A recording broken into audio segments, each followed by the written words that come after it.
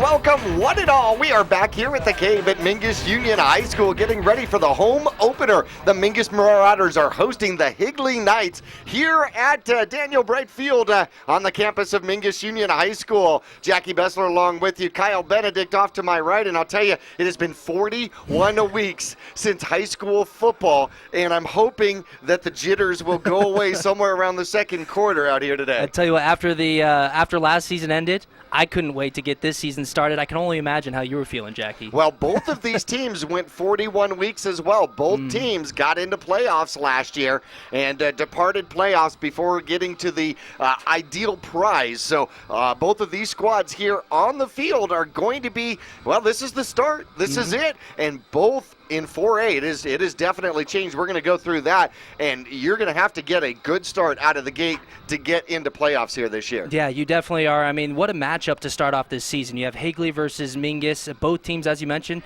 making the playoffs. We'll get it more into it as we continue this pregame show, but they're both going to come out fired up and hit the ground running here in this first game of the season. Most people want to know, is the rain going to be hitting the ground here today? Well, we got a 30% chance right now. Otherwise, partly cloudy skies. It's going to be about 74, 75 degrees at kickoff.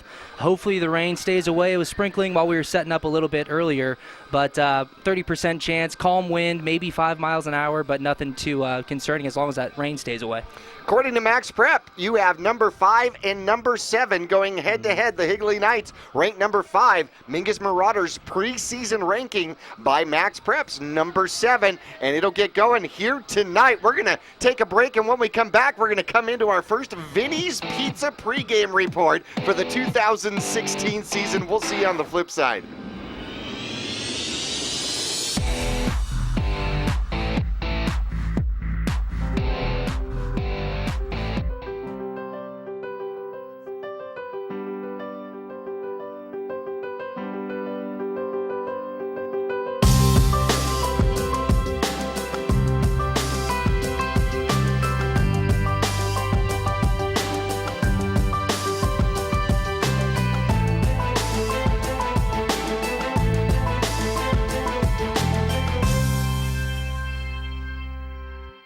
Taylor Waste has been voted the #1 residential garbage service 13 years in a row in Cottonwood and 9 years in a row in Sedona. Why? Because Taylor Waste always offers dependable and efficient garbage service and clean, eco-friendly curbside recycling and positive customer service. Taylor Waste offers a separate recycling container, and our recycling program is clean rather than commingled with garbage.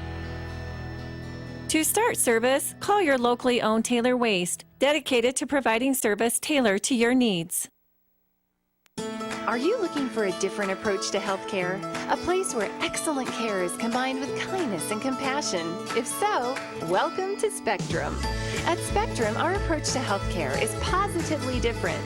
From primary care to pediatrics, our staff is dedicated to one thing: you.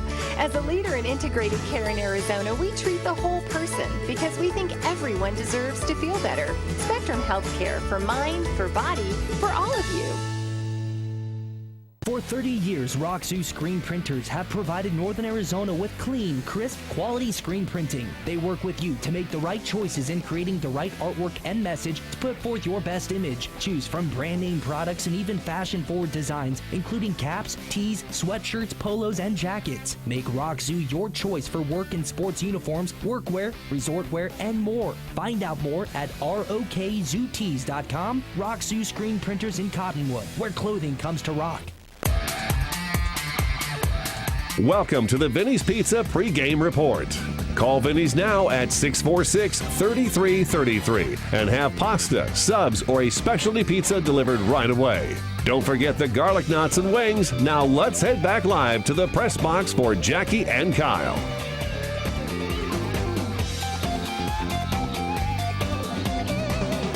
Welcome back to Mingus Marauder Football, the home opener for the 2016 season. Jackie Bessler, Kyle Benedict, as we are in our Vinnie's pregame report. And Vinnie's, of course, has their Marauder special, their game special, coming up. Check this out. The spaghetti and meatballs opportunity is phenomenal. You've got $4.99. You get the spaghetti, the meatballs. My suggestion, you add the cheesy bread and the drink to go along with it. Make it a phenomenal meal. Call them here tonight. In fact, you can have it it delivered while you are listening to Mingus Marauder football at home. Or, of course, if you are watching the replay on Verde Valley TV, you can have it delivered right to your home. 646-3333.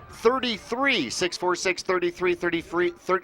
Really? 3333. That spells feed. Did you know that? Feed. I did not know that. It does. Yeah, look at your little phone. Feed, huh? Yeah. Do the phone still have that?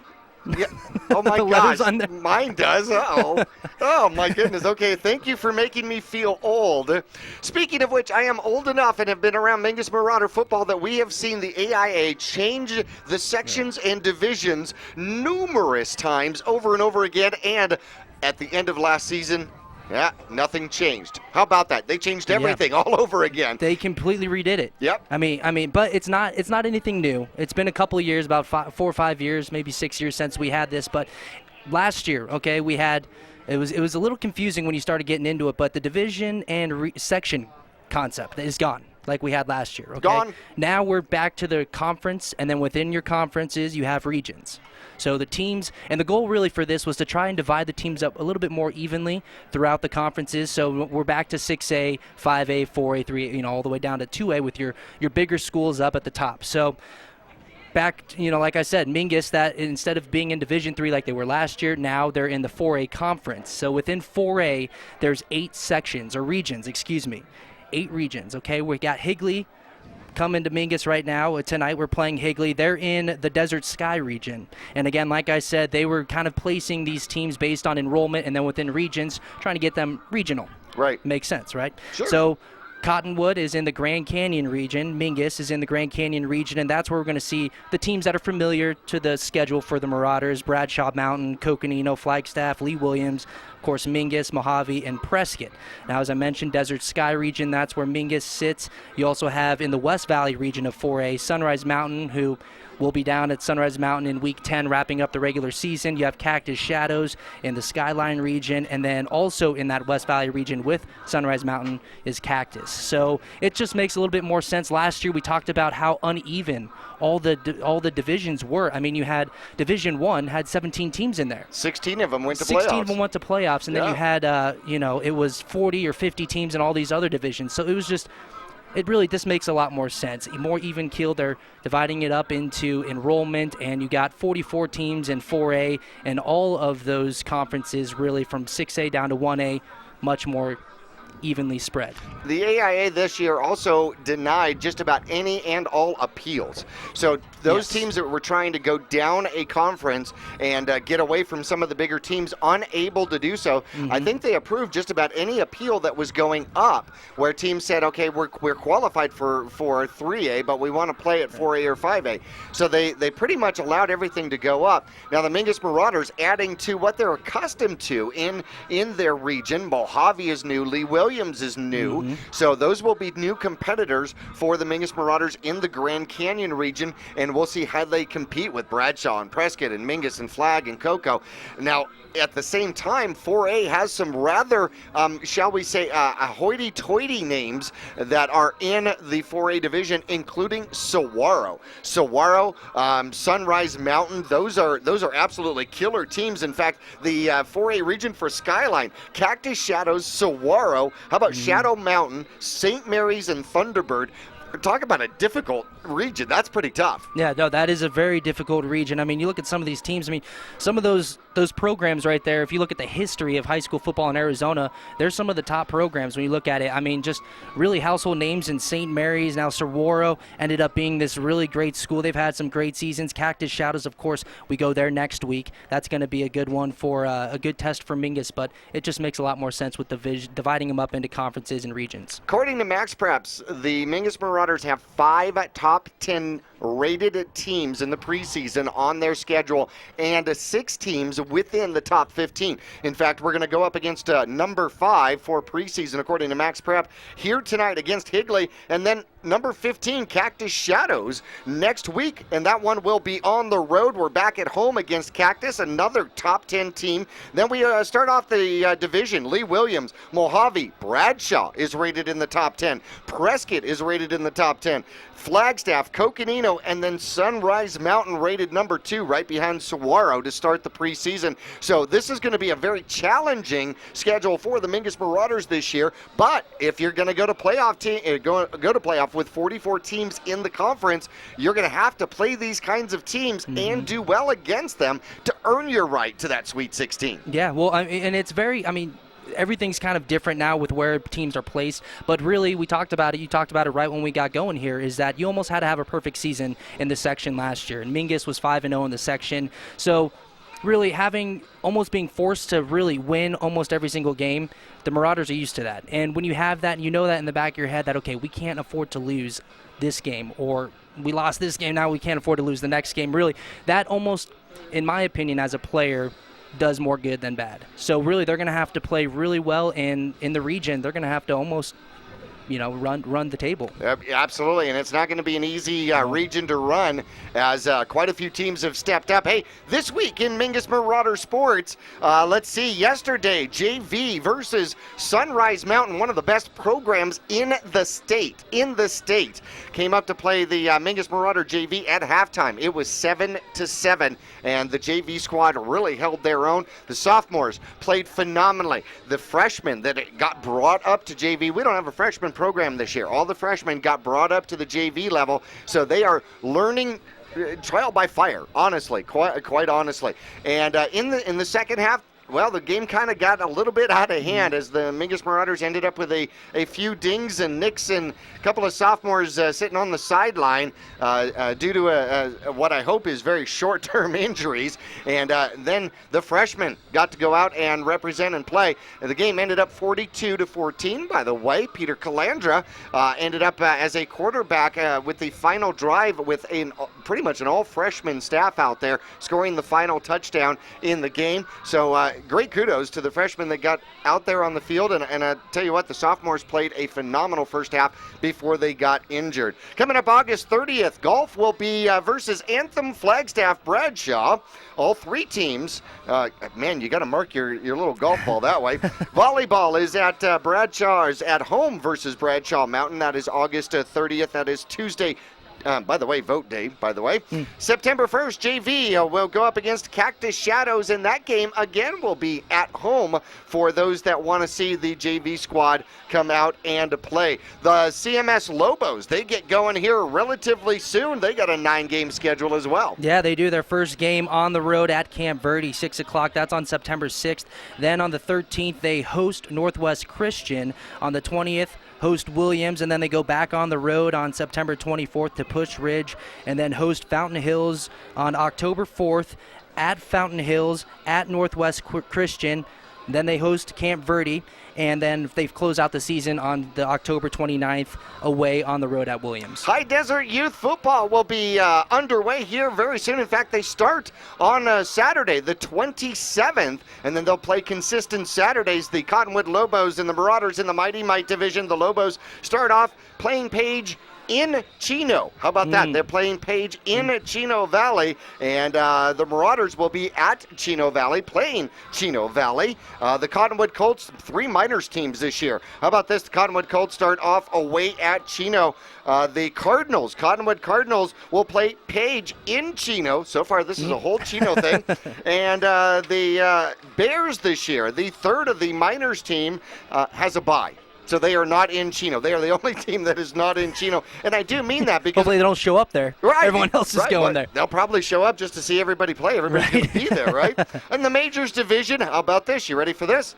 All right. It looks like the Wildcats will be on the road at Chino. All right. So it looks like week 1 all starts at Chino.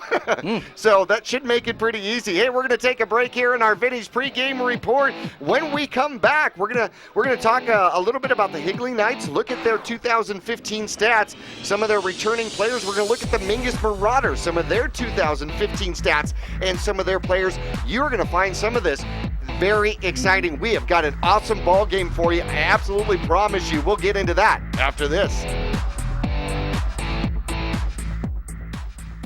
Since 1993, Rice Accounting has been assisting Verde Valley residents with their tax returns. A proud part of the National Jackson Hewitt Tax Service, Rice County can prepare all state and federal returns. They can file electronically or prepare paper returns. They're open year-round to assist you with personal and business taxes, quarterlies, payroll, and account services. Please come on in to Rice County Jackson Hewitt Tax Service. We're open year-round for all of your taxing needs. Thank you. You'll get more miles for your money at Reese's Tire and Automotive Tire Pros. It starts with matching the right tire for you, your vehicle, and driving habits. And continues with expert brake, alignment, and warranty services to extend the life and performance of your vehicle. And to serve you better, we now offer King COBRA custom exhaust systems. Find out more about our nationwide warranty at reesestire.com.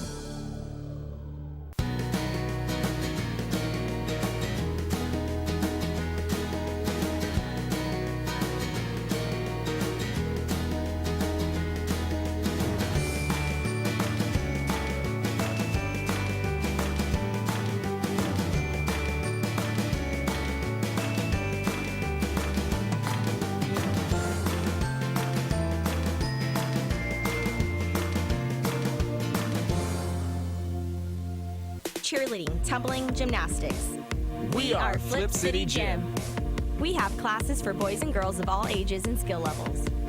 Flip City Gym offers competitive co-ed cheerleading with world champion coaches. Ask about tumbling and gymnastics. Or our health and fitness-based academic preschool. The only one of its kind in northern Arizona. Enjoy open gym Fridays and Saturdays. Stop by for your free class or find out more at flipcitygym.org. They're here. Ranger XP 1000, the most powerful Ranger ever. General 4, the off-road's most popular new crossover. And Ride Command, connecting you like never before. See the best of 2017. Or grab a great deal on remaining 2016s. Get rebates up to $2,000 during the Polaris factory authorized clearance. Cottonwood Motorsports, located on Route 260 and Western Drive.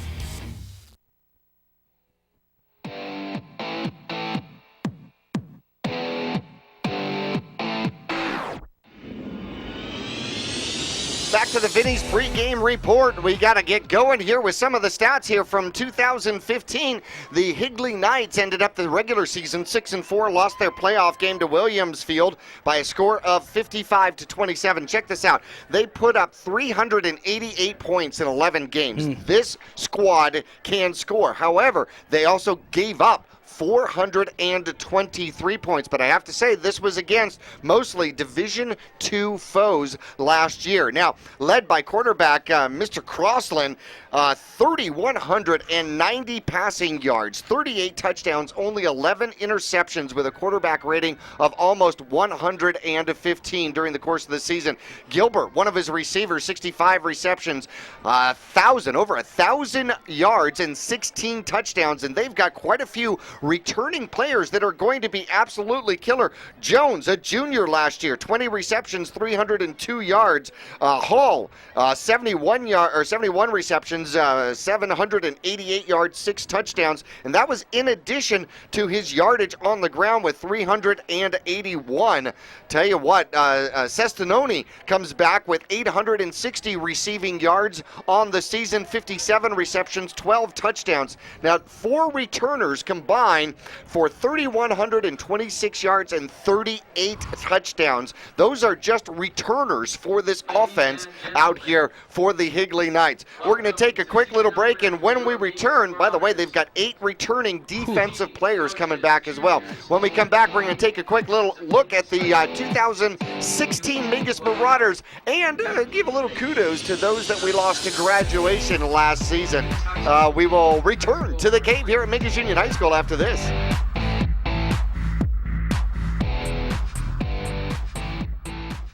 People often refer to Larry Green Chevrolet as the people place.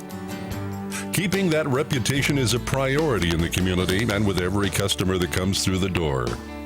If you're on the market for a new or pre-owned car, truck, van, or SUV, you'll find their selection extensive and their sales team professional and courteous.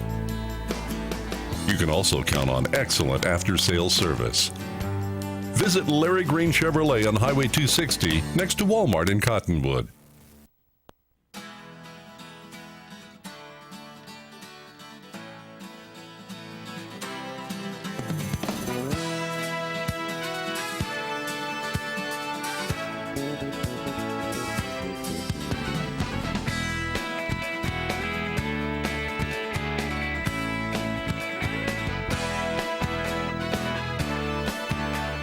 Our whole team is here to help you get the most out of each workout. Here at the Cottonwood Recreation Center.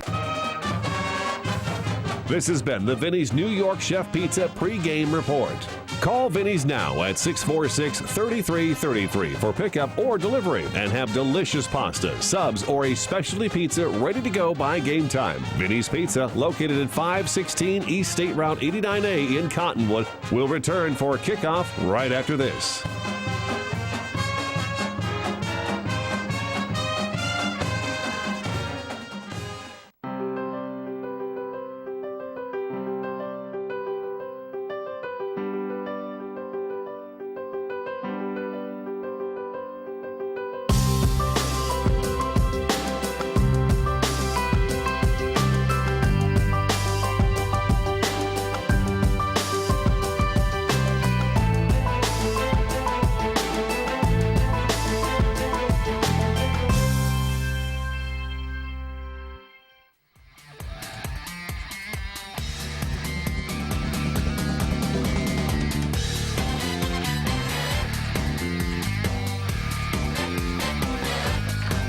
Back here at Mingus Union High School, just missed the national anthem by the Mingus Marauder Marching Band, the Band of Pride. The captain's getting ready to come out on the field. The Mingus Marauders last year, 9-2, 5-0 in the section, and scored 346 points. Only gave up 132 defensively.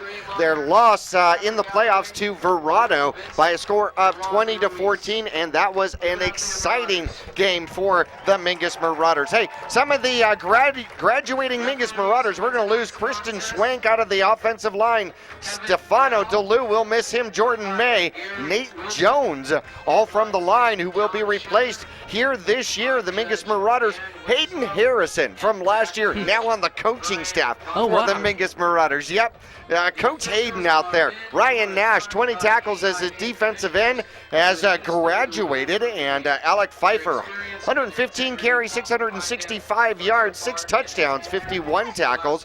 Pete Kelly graduated, led the team with 102 tackles and 10.5 sacks. Anthony Accurso with 552 rushing yards, 9 TDs and an interception. And Jordan Upham, the quarterback from last year, 21 of 45, 424 passing yards, 6 touchdowns.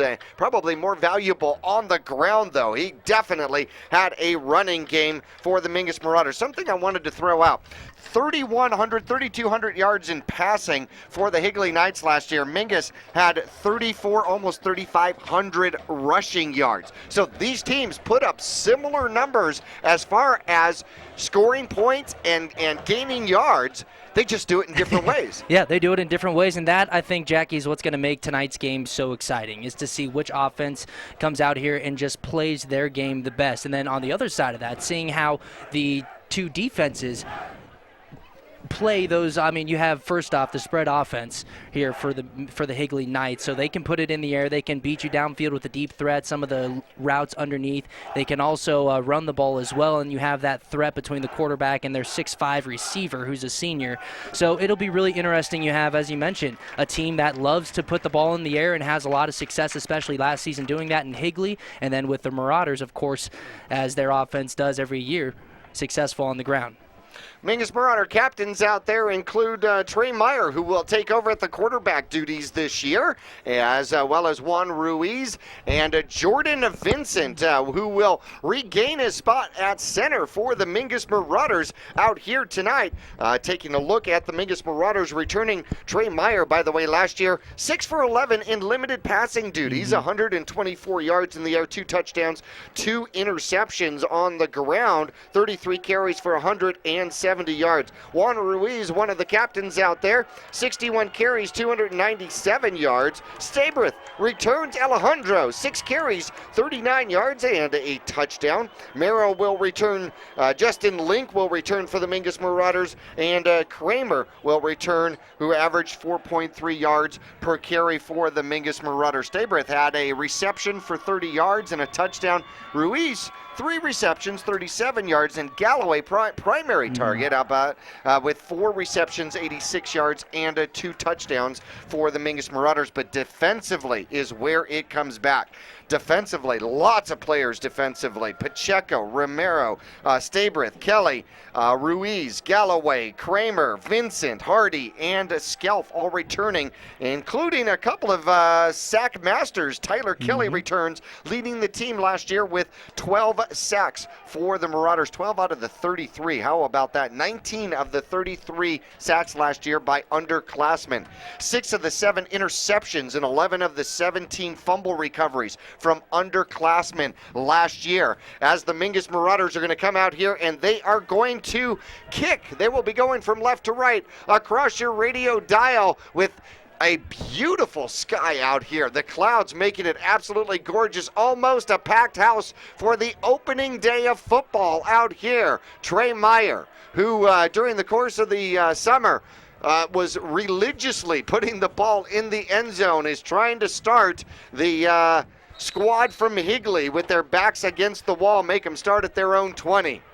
Ladies and gentlemen, I'm going to ask you to go ahead and hang on to your socks, because I believe the cannon is underway as the 2016 season has started, with a touchback as he gets it into the end zone out there. And it looked like Drain Hall. There's the delayed cannon. It was a delayed shot. Hey, better delayed than never, right? That is true. You know what, Jackie? I'm very excited to see this, the Marauders defense. I mean, you talked about some of the highlights and especially the 8 returners. I mean, 8 of the starters from last year's defense coming back on this squad. And last year, you mentioned the 33 sacks, averaging 3 sacks a game. And that really, I don't think, does it justice. I mean, they were after the quarterback every single game, almost all game. They were a pesky defense last year. We'll see if they can kick it off right here.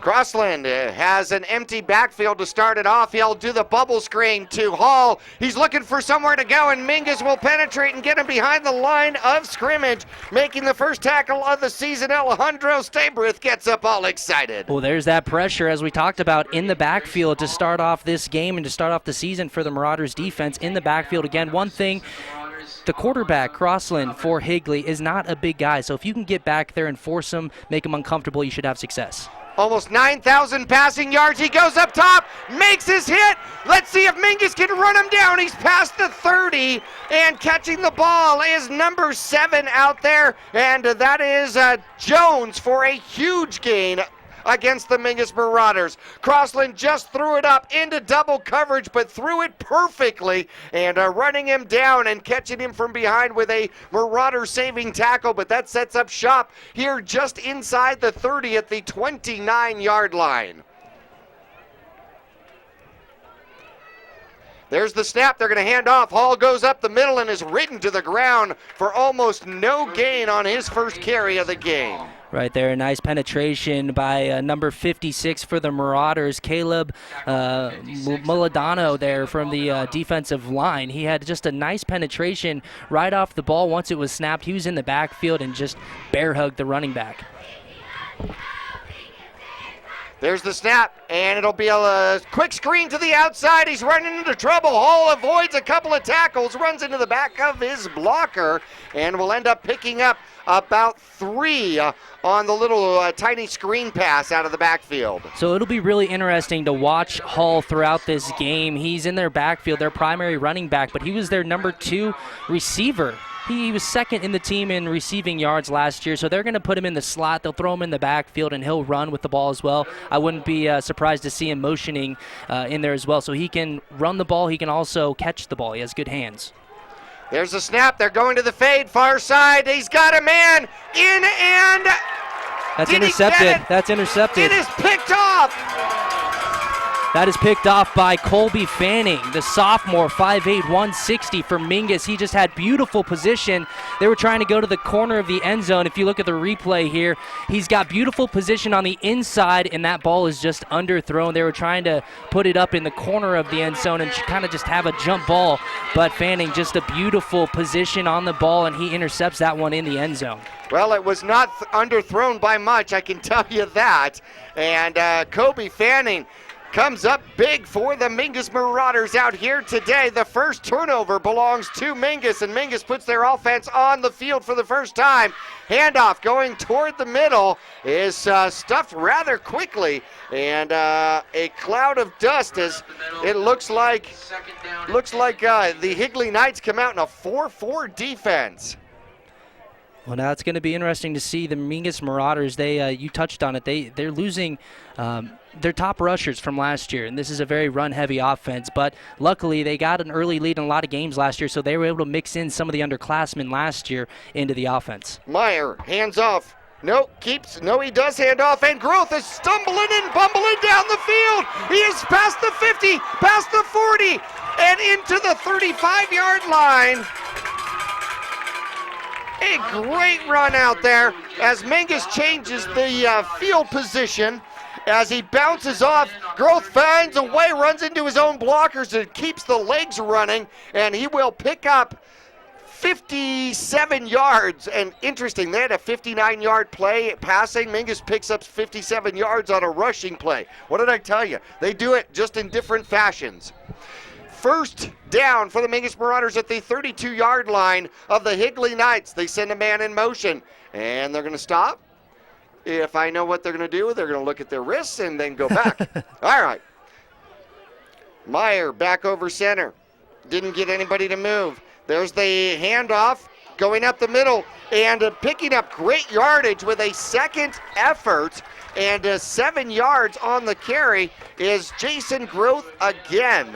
Well, they go to him again, almost the same play to send a man in motion, give it to Groth right up the middle, and again, he runs into the center and Jordan Vincent, but talk about a push. I mean, he just stays right there, gets behind when in doubt, get behind the big man up front, right, and just follow them to the light.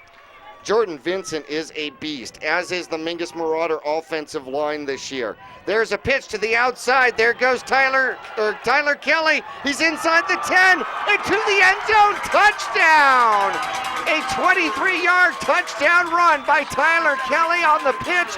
Perfect pitch to the outside, and Mingus goes up 6-0 here in the first quarter. He had a man out there blocking. Great block as Alejandro makes the block for the Mingus Marauders and frees Tyler Kelly. There was nobody out there. That was their bread and butter last year, Jackie, the pitch to the outside. They did it well on both sides of the ball, but really what was key last year for this offense and the successful running that they had was because of the blocking on the outside, and they got it by Stopperiff again there. Here's the extra point attempt, and like clockwork, Meyer knocks it through with 8:25 left to go in the first quarter. The Mingus Marauders strike first in the 2016 season and lead the Higley Knights 7-0. We'll be back after this.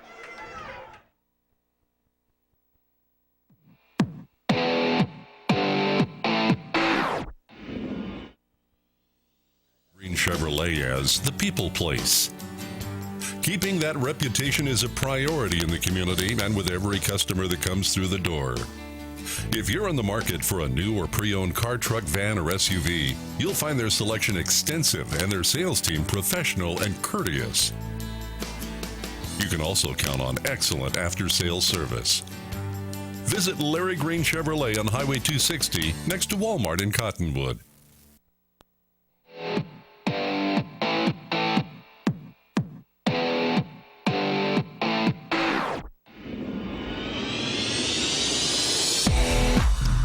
Back here at Mingus Union High School, the Marauders lead the Knights from Higley by a score of 7-0. Meyer getting ready to kick off deep for the Higley Knights is 24 Keegan Powell and number 8 Drayan Hall. And last time Meyer kicked off to start the game, he put it in the end zone. This one's got a shot and does. It reaches pay dirt. And in high school football, you cannot run it out of the end zone. You cannot. So that becomes a weapon. I was going to say, so you want to put it in the end zone. I mean, there you go. You just back them up pretty much as far as they can go. Hey, Jackie, on that scoring play right there, 4 plays.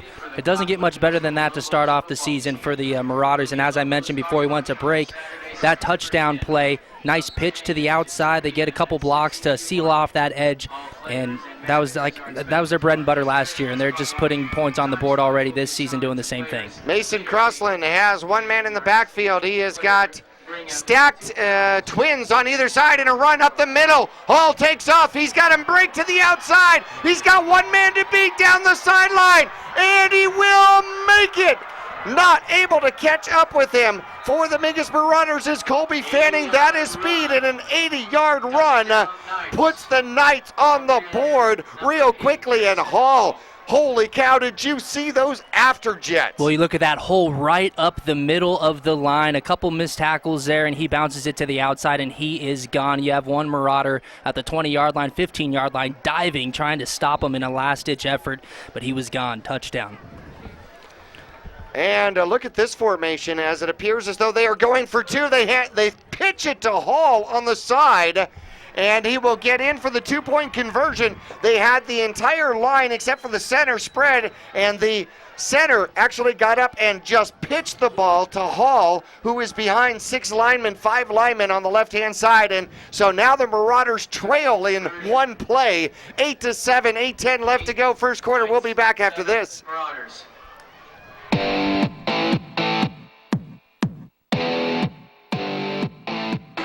People always ask us, what does being a dealer for the people mean? Being for the people is a simple idea. We believe everyone deserves to drive a nicer, newer car. That belief drives the entire team at Oxendale Chrysler Dodge Jeep Ram to care more, to try harder, to work smarter. We're dedicated to helping you find or fix the perfect car for your life and budget. Whatever is keeping you from driving the car you want, we guarantee we'll try our best to help you. We're Oxendale Chrysler Dodge Jeep Ram, and we're a dealer for the people. Visit us at our store in Cottonwood or see all our deals at mattsays.yes.com.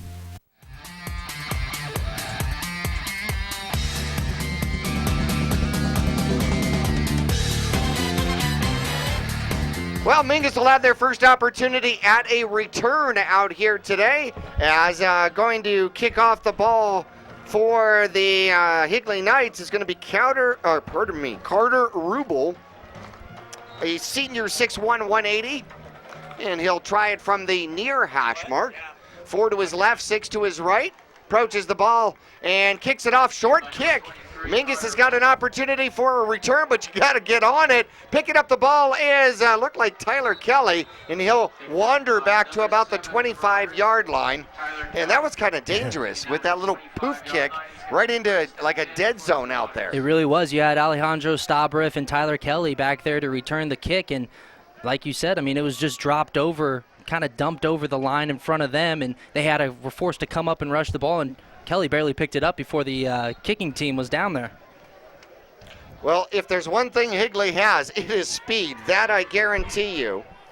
Mingus set. They got 2 receivers off to the right. Meyer looking to throw. He'll throw to the near side, and going down to get the ball is the starting ex-receiver, and that is going to be Pollock. Jordan Pollock with his first reception of the year. Yeah, nice little play just kind of on the outside there. He kind of digs down, gets low, turns around, comes back to the quarterback, back to the ball, and it was a perfect pass there, and nice little pickup for about 5-6 yards for the Marauders on the first play of this drive.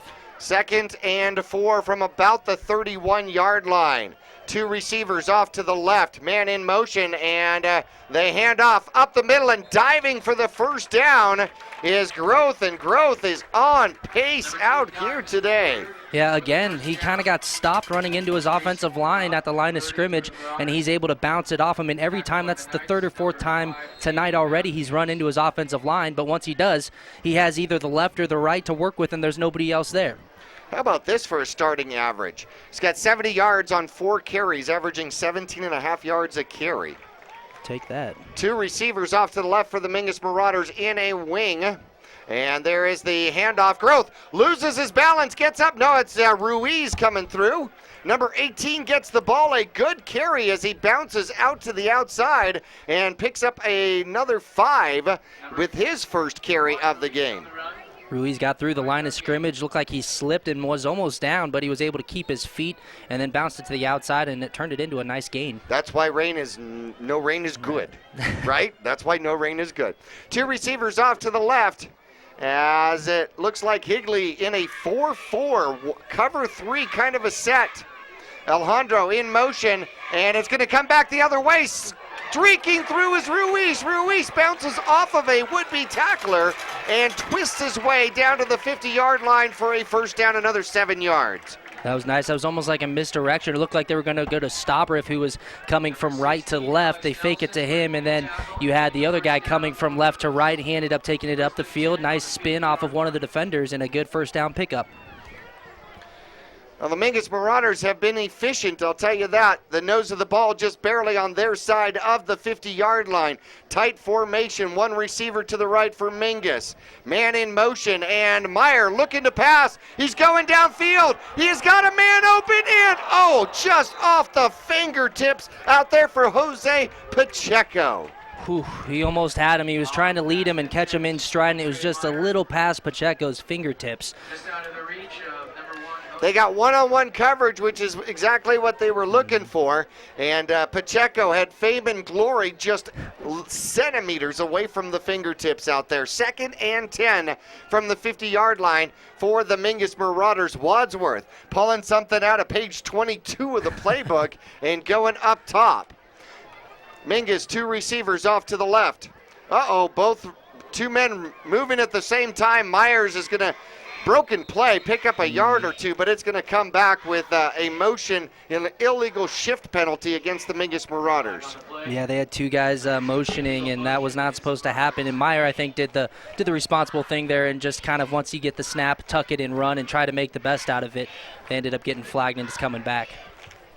That is the first penalty of the 2016 season. Happens to be of the 5-counter variety. 2nd and 15, the ball just now on the Mingus side of the field, the 45-yard line. 6:16 left to go in the game. Mingus trailing by 1, 8-7 in the bottom of the 6th. No, wait, we're wrong sport. Okay, 8-7 as we approach the 6-minute mark in the first quarter. 2 receivers off to the left for Mingus. Mingus still in the wing formation. Man in motion. And they try to hand off. They're trying to do a pitch, and getting in with a phenomenal play. Penetrating the backfield are the Higley Knights. Number 32 comes through like a bat, and that is Robbie Sheldon. It looked like Meyer was going to, he faked it almost like he was reading the defensive end. He faked the dive to Groth, and he was looking for the pitch man, but like you mentioned, that pressure from the defensive line of the Higley Knights there was just too much that by the time he pulled it out of Groth's grasp, it was a little too much to get anything going, and he was tackled for loss. 3rd and long, 3rd and 17, and here comes the rush. They set up a screen on the outside. Here come the Marauders. Cannot get out of the arms of the tackle, and getting up slowly for the Mingus Marauders. On the outside, getting tackled from behind is Groth, and he's going to limp off the field. Hopefully he is going to be okay. Great idea, but it only picks up about 4 as a phenomenal tackle from behind brings him down, and Mingus set up in a punt situation now. Well, it was set up perfectly. A screen to the outside. You kind of just let the guys come up the middle, the defense come up the middle, and then you hope to dump it off to the outside over them. Just a nice play by Higley. There's a punt. Hall's going to go back. It's going to take a candy bounce at the 5. It's returnable. He's going to come to the near side. Ruiz would not let him go. Great job containing out there by Ruiz. Hall wanted this side of the field and didn't get the opportunity. He did. Anytime you see the ball hit the turf like that and you're running down the field to try to make the tackle, you love to see that, because just like he did there, Ruiz broke down, and that's what you have to do. When you're there before the ball even gets into the return man's hand, you break down and let him come to you, and you read those hips and make sure that you make that tackle back there, and he did a beautiful job of that. Well, that's what you got to do as a gunner. As the visiting Higley Knights have the lead and the ball inside the 20 at about the 17-yard line. Quick slant across the field. It is wide open and finally tackled at about the 40-yard line and picking up great yardage out there. Crossland gets the ball quickly across, and they pick up, 23 yards on the reception very quickly. Yeah, that was the number 82 on the quick slant, Antonio Gutierrez. And there is a handoff coming off the near side, and Hall breaks away and will be bouncing to the outside, finally caught at about the 36-yard line as he rumbles and stumbles for another 22. He got nice blocking on the left side of that offensive line, had a nice hole to run through, and then he ended up cutting it back to midfield and ended up getting tackled on the right hash after a really nice pickup. Here come the Knights once again, one back in the backfield. Crossland looking to throw. He'll throw across the field. He's got a man open, making a cut, making people miss. Number 15 trying to come back. Finally contained as the Mingus Marauders take him down. But another nice reception, a pickup of 18. Yeah, that was, we're already kind of seeing this spread offense really working here. They're running the ball, having some success there, running the ball, and then we're seeing that variety of passing, the downfield, the quick slants, and some of the crossing routes there. When it's all clicking, it works very effectively, and you can keep the ball moving quick. Well, we get a whistle on the field as they're going to slow down play here, and it looks like a Higley player having to go off the field. Might be an equipment thing. That's Cooper Jones. And he is quickly replaced out there. And we are back to action. This Higley team gets to the line just outside the 15-yard line. Crossland is sacked. The Mingus Marauders get in there and penetrate very quickly. And with the sack, it is Skelf. Josh Skelf picks up the first sack for the Mingus Marauders this year. Man, was he back there quick. He stepped back, Crossland, and before he knew it, he had to tuck that ball because Skelf was right up on top of him. Again, pressure for the Mingus defense. They're getting in that backfield. That's what they need to do, and that's what they had success with last year. Very quickly back to the line, and Crossland looking to go to the corner pattern, overthrew it. Receiver may not have gone where he expected, and that is the first incompletion of the night for Crossland. Kind of just overthrown there by Crossland, and Stabriff was nice there. He had the coverage. I don't know if he had a place to put that ball with Stabriff all over the receiver, so he just ended up kind of launching it over into the sidelines. Third and crucial from the 22-yard line. Third and about 15 from the Mingus Marauder 22-yard line. Just outside the red zone. Trips to the right. Crossland looking for somewhere to go. Finds a man wide open. And that is Jones. Cooper Jones beat his man to the inside and was wide open on the post pattern. Yeah, he was standing in the middle of that end zone with nobody within 5 yards of him. Just a really nice route there and found that weak spot in the defense. And here we go with the two-point conversion. They've got Hall behind 5 linemen, the center off to the right, the lineman off to the left, and the quarterback on this particular play is going to run it in himself, and that is 15, and that is Christopher Crescione. So he'll pick up the two-point conversion, and with 2:40 left to go in the first quarter, I told you there was going to be scoring. The Higley Knights leading the Marauders 16-7. We'll be back after this.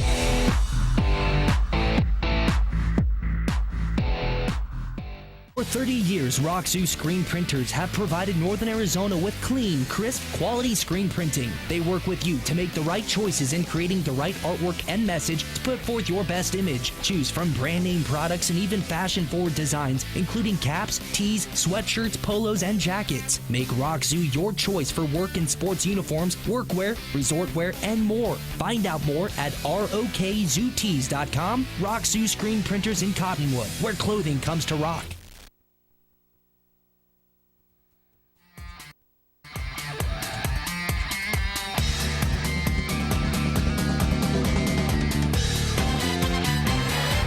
Back here at Mingus Union High School, the Marauders will get the ball back, but they now trail out there by 9. And so it is a 2-score game with the 2-point conversions, both good by the Higley Knights. This kick a little bit deeper. Mingus will be able to return it. It'll come from the left side, up the middle, tripped, and then able to stay on his feet and getting out to the 31-yard line. So Mingus will start with pretty decent field position, and that is stay Stabrith with the return for the Mingus Marauders. Yeah, he tripped a little bit, but I think he was running too fast, had too much steam there to really kind of fall to the ground. He went right through it, so not a bad return there, and Mingus' offense comes out with 2:32 left in the first quarter. Remember, you can also call 646-3333, and Vinnie's Pizza will deliver if you are listening to the game or if you are even at the game. They might even show up at the game and deliver pizza. How about that? Worth a try, right? Hey, don't forget about their spaghetti and meatballs deal. $4.99. I suggest you add the cheesy bread. All right, 16-7, 2:32 left to go. Mingus with the ball at the 31-yard line, and a handoff. Not going for much up the middle, and it looks like Stabrith will carry the ball and pick up about one. That was actually Growth right there on the run there, picked up, yeah, like you said, a yard or two. And, Higley, they defended that play perfectly. You had a couple guys on Meyer, the quarterback, just in case he keeps that ball, because they're reading, like Mingus does. They read the offensive or the defensive line, and that determines whether or not he gives the ball or he pulls it and takes it himself. There is the handoff. Growth will spin off a tackle and come to the right side. He's got a little bit of running room. Past the 50 and down past the 45. And just like that, Mingus picks up a first down and gets back into night territory. A 26-yard run out there by Jason Growth. And listen to this. Mingus Marauder fans, this young man has done a phenomenal job. 6 carries, 97 yards in the first half. Just a nice job, kept working. Ran into a roadblock there, but he had Carter Scott kind of blocking that right side of the line, and he was able to spin out of that bunch and go down the sideline. 1st and 10, Mingus on the Higley 44-yard line, and, that was a broken play. Meyer came back, showed the ball to the left, nobody was there. And then got tackled. Yeah, but at that point, sometimes you just got to accept the fact that it was a broken play and just secure the ball. That was an oops. Well, that's going to bring 2nd and 12. Not insurmountable for the Mingus Marauders. Pollock and Stabrith will go out to the left. Coming off to the right for the Mingus Marauders, it's Justin Link. One fullback in the backfield. Meyer steps back, looking to throw. He's going to go out to the near side. He goes to Ruiz. Ruiz cuts inside, gets back to the line of scrimmage.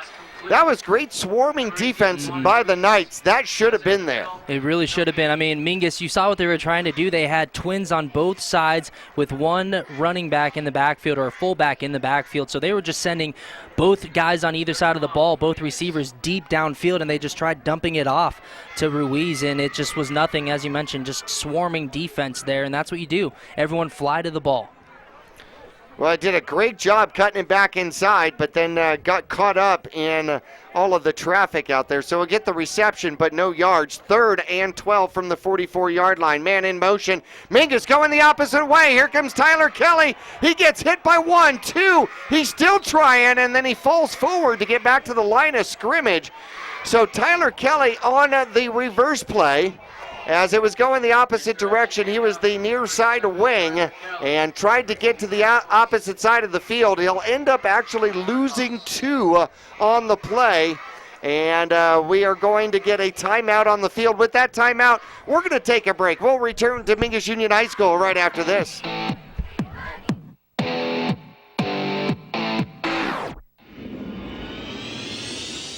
They're here. Ranger XP1000, the most powerful Ranger ever.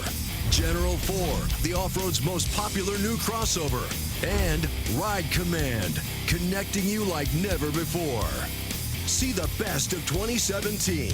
Or grab a great deal on remaining 2016s. Get rebates up to $2,000 during the Polaris factory authorized clearance. Cottonwood Motorsports, located on Route 260 and Western Drive.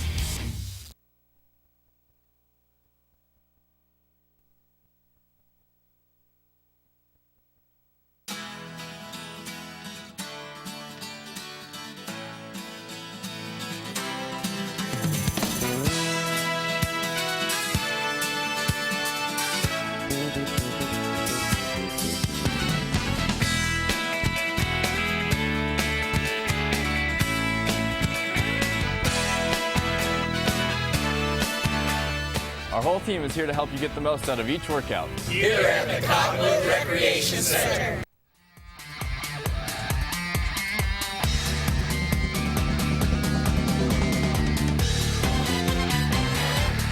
Back here at Mingus Union High School, Trey Meyer with the punt for the Mingus Marauders, and it will roll into the end zone.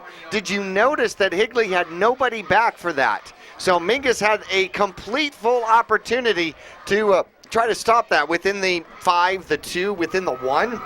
Yeah. Unfortunately, took a bounce and went out of bounds or into the end zone. Hey, look at all the, did you see the tiny cheerleaders out here? High Desert Youth Football is out here with all of their cheerleaders. In fact, it is a fundraiser by the Mingus Marauder Cheer Squad, who has grown, if you've seen in numbers. The Mingus cheerleaders are the bigger ones, just in case you're wondering out there. And they have done all sorts of trainings with the smaller cheerleaders, and now they get to come out and cheer with Mingus. Hall with a run up the middle, and he'll pick up another 16. Mingus has got to figure out a way. They got to have an answer for Hall. Hey, with that punt, I mean, Trey Meyer, last year, what a year he had punting the football. I mean, he was huge in a lot of those games. He had 17 punts that were inside the 20-yard line. Hall with 119 yards of rushing after the first play here in the second quarter. Empty backfield, 3 deep here as Crossword gets the ball batted back in his face. Tyler Kelly did his basketball move. He didn't do the Matumbo thing. He didn't shake his finger at him, though. Well, that's what you got to do. I mean, Crossland, their quarterback for Higley, he's a senior, 5'8", 155, so he is not a tall guy for at least the quarterback position. And Kelly did a great job. That's what you have to do, get your hands up and get in his face. I mean, only 5'8", it's tough to see over those big boys on the line. 2nd and 10 for the Higley Knights from their own 32-yard line. Out of the shotgun is Crossland, and he'll put the ball up. He's got one-on-one on the far side, and it was open for a moment and goes in and through the hands of Crestione. Decent coverage out there, but you know what I'm impressed with? Crossland is able to put the ball in a bucket. He can put it in a bucket downfield like that. Mingus is going to play the top 2 rated quarterbacks this season. One from Peoria Sunrise Mountain. Guess where the other one's from? I'm just going to throw out Crossland. Yes. I mean, you look at his stats from last season, and then already we're seeing that pinpoint accuracy. Crossland goes to the air. He's got a man up underneath, and he drops it. That was not Crossland's fault. He had him wide open, and that would have been for the first down just past the markers, and this will be the first punt from the visiting Higley Knights. Yeah, they were trying to go back to Antonio Gutierrez there, and he laid out for it but wasn't able to hold on to the ball, and Higley forced to punt. Tyler Kelly back for the Mingus Marauders. Fun fact about the Higley Knights, Eddie Ruby, their head coach, played at Del La Salle. That was the high school in California that won 151 games in a row. He was there for the number 1 through 36 as an offensive and defensive lineman. Then they won 3 state titles, California state titles, not a small state. That's saying something right there. 1 national title, and then he went on to ASU and switched to a linebacker and had the privilege to play with Pat Tillman. Oh, what an experience that must have been. Yes. Would you say 151-0 that high school was? 151-0, 151 straight victories. In fact, they made a movie about it. You're gonna look it up, Google it. When the Game Stands Tall. And I asked Coach Zuby, I said, "Are you in the movie?" He goes, "There's a few shots. There's when live shots actually when he was in high school." After the delay of game penalty, the punt is it is snapped above the punter and tackled in the end zone. Safety. Tyler Kelly scores 2 points by himself. The snap goes above the punter. He chases it down, picks it up at the 2-yard line, and then a perfect Seahawk tackle with the legs twisting and turning, and he tackles him in the end zone. Mingus picks up 2 points. Kelly was actually there, and he had him wrapped up outside of the end zone. But as you mentioned, just held onto the legs and kind of spun and brought him down inside the end zone, and that was just a beautiful play. I mean, the punter really had no chance at getting that ball. It was so far over his head, and Kelly with a full head of steam just didn't even stop. In films, though, they're going to tell him, go down.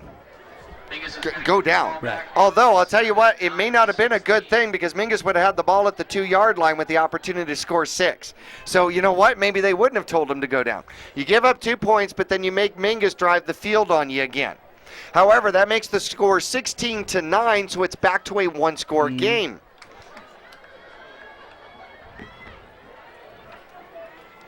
So Mingus is back. Tyler Kelly will be back for the Mingus Marauders as one of the returners. They're going to kick the ball from their own 20. Mingus has got their deep men at the 30, so good field position, almost automatic out here, Kyle.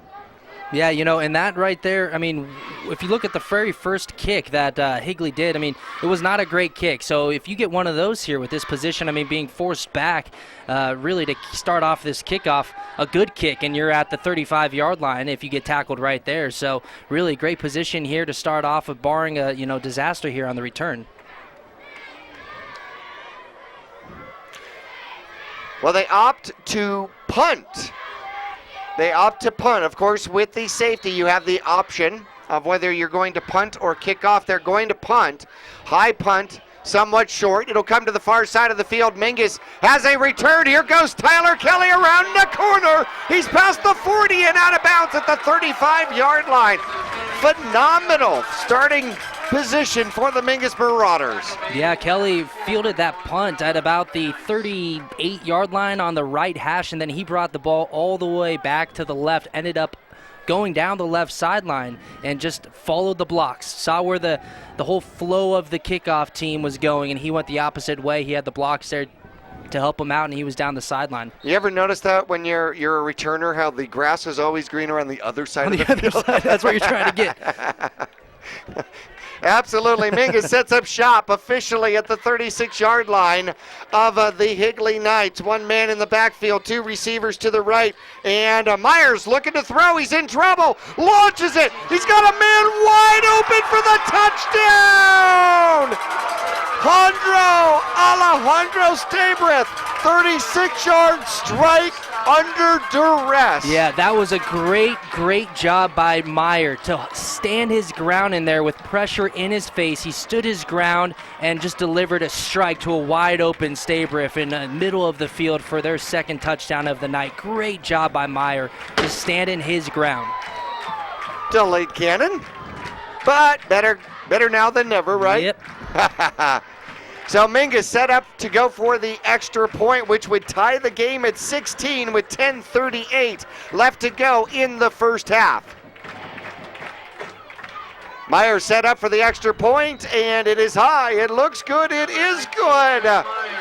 Tie game. I told you both of these squads can score. I did not lie to you in the Vinnie's pregame report, I promise. We'll return to Mingus Union High School after this.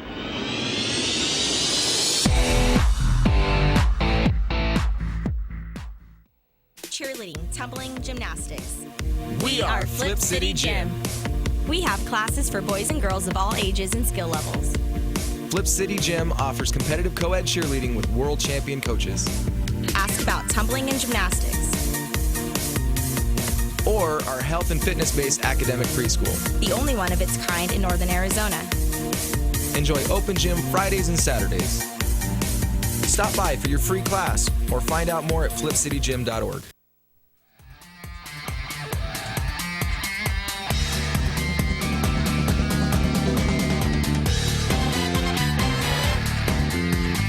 Well, that'll give the mini cheerleaders something to cheer about, I tell you. 16-16 all tied up.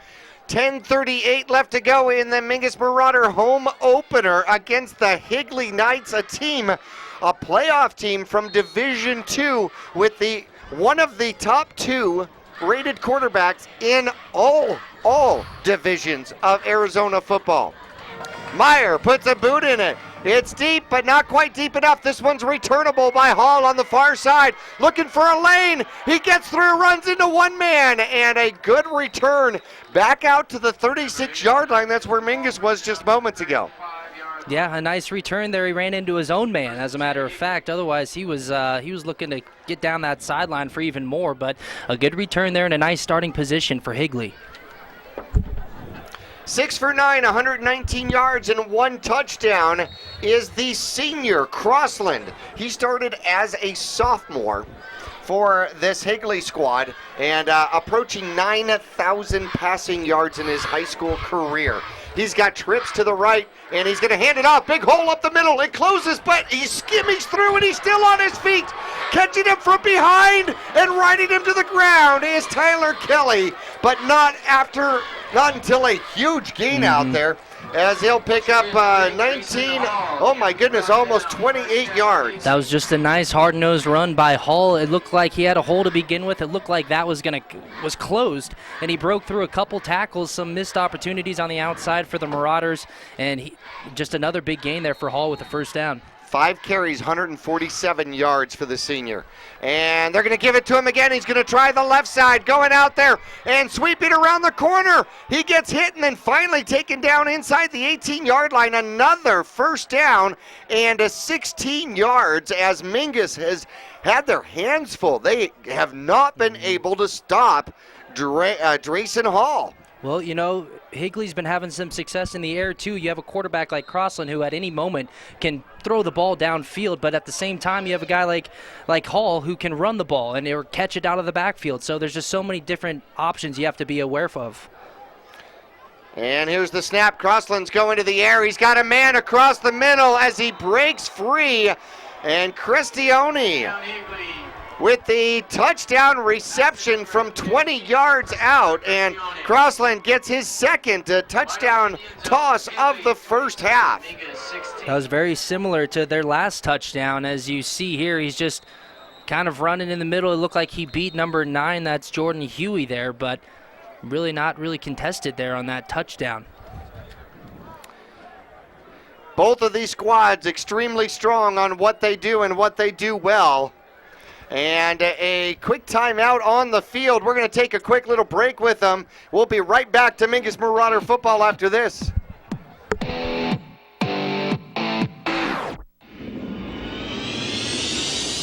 You'll get more miles for your money at Reese's Tire and Automotive Tire Pros.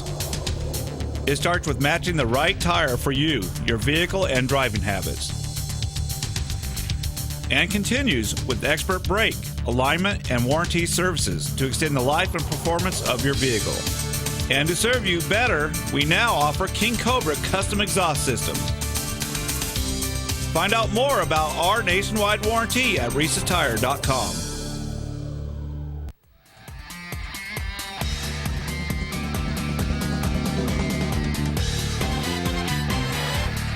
How about this? We're going to actually see a traditional extra point attempt out here. And there's a snap, low snap.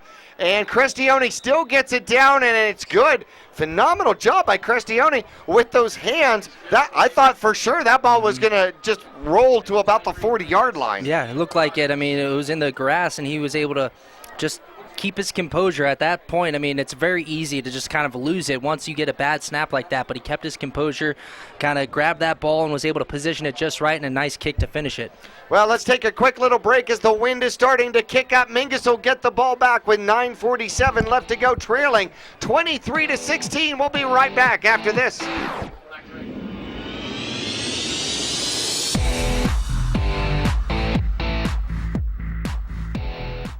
Since 1993, Rice Accounting has been assisting Verde Valley residents with their tax returns. A proud part of the National Jackson Hewitt Tax Service, Rice Accounting can prepare all state and federal returns. They can file electronically or prepare paper returns. They're open year-round to assist you with personal and business taxes, quarterlies, payroll, and account services. Please come on in to Rice Accounting Jackson Hewitt Tax Service.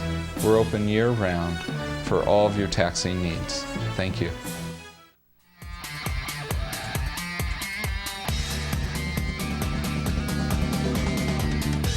Back here at Mingus Union High School.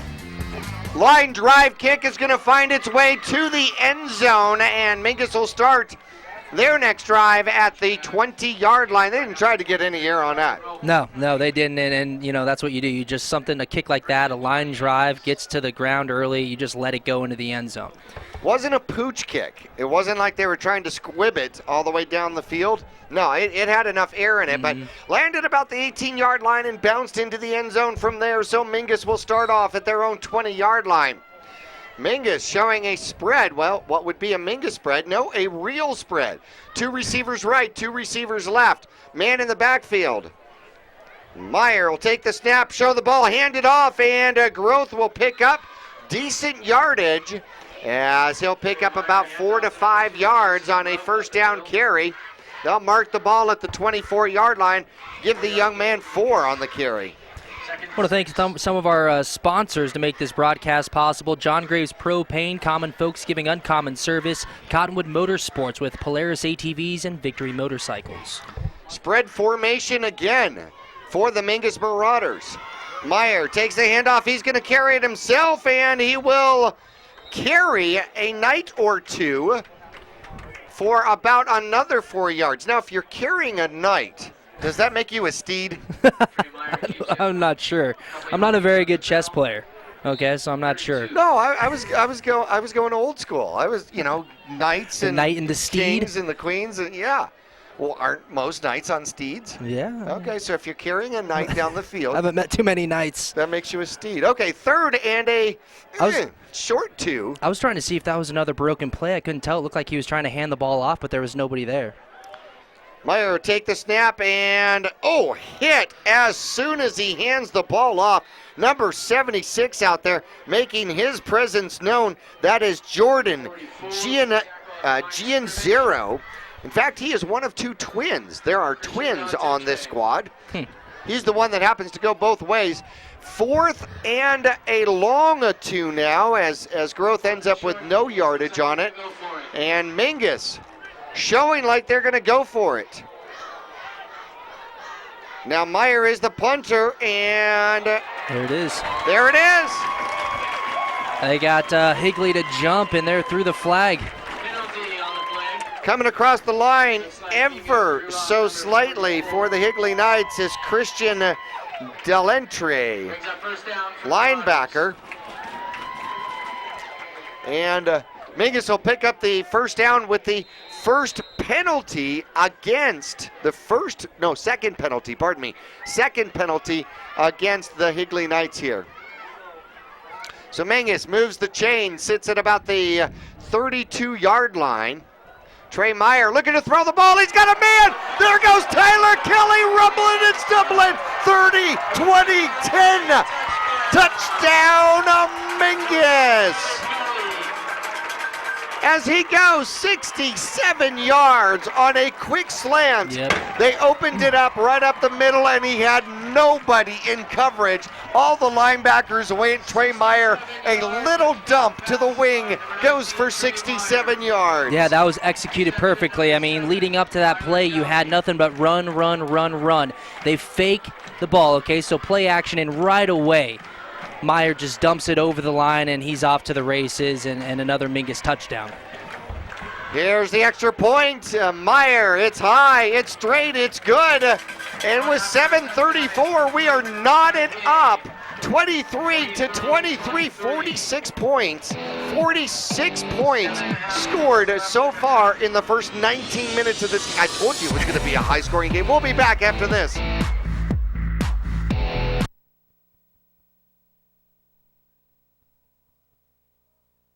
Are you looking for a different approach to healthcare? A place where excellent care is combined with kindness and compassion? If so, welcome to Spectrum. At Spectrum, our approach to healthcare is positively different. From primary care to pediatrics, our staff is dedicated to one thing: you. As a leader in integrated care in Arizona, we treat the whole person because we think everyone deserves to feel better. Spectrum Healthcare, for mind, for body, for all of you.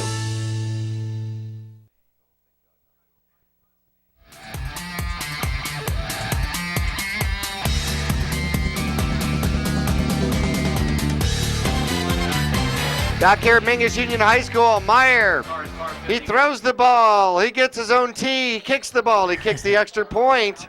And he is 3 for 3 kicking extra points out here tonight. How about that? As he will get ready to kick off. He had, let's see. There's the kickoff. He's got 2 touchbacks already, and this one doesn't quite make it. It is returnable by the Higley Knights coming up the middle, and Mingus shuts it down at about the 22-yard line. Probably the best coverage for the Mingus Marauders, and the second worst starting position for the Higley Knights out here. Tackle made on special teams by the sophomore Chaz Taylor. Keegan Powell receiving that kickoff right there. He's their safety, a senior, 6 foot 185, but really nowhere to go. He gets that ball and looks up, and Marauders all in front of him. So here we go again, 139 yards in the air for the Higley Knights, 163 yards on the ground, all of the yardage on the ground by Mr. Hall. They come out, spread formation, stacked spread. And they're going to hand off. Hall looking for somewhere to go. He cuts through the left side. This time is tackled well out there by the Mingus Marauders. And that is Jordan Vincent making the tackle for Mingus, but not until he gains 5. Nice tackle there. I mean, Vincent right there showing some athletic ability, showing that footwork right there. I mean, Hall nowhere to go. He was trying to bounce it to the outside. No way. 235 pounds, and Vincent is solid. He's playing middle linebacker right now. There's the snap. Looks like Crossland's looking to throw. He's got to scamper out, throws the ball, and it gets, I think it was tipped. Yeah, that ball was tipped. And again, you know, that's what you got to do. You force him out of the pocket and get your hands up. If you're not going to be able to get to him, might as well get your hands up and try and deflect the pass if you can. That might have been Skelf that got a hand on it. From his defensive end position, that would be a pass defense, wouldn't it? Pass defense. It would if you tip the ball, right? That makes sense. Third and a long 5, and Crossland. Now, wait a second. Crossland goes with the hard count and actually moves his entire body, bends over with the hard count, but they're going to call it encroachment against the Mingus Marauders. And that will be precariously close to a first down, but no, they call it third and inches. Now wait, they may measure on this. Now, let me ask you this. When the quarterback does that much movement to draw them off, okay, I don't mind a flinch or a hard count, but when you actually bend over with the hard count, wouldn't that be motion? Wouldn't that be movement?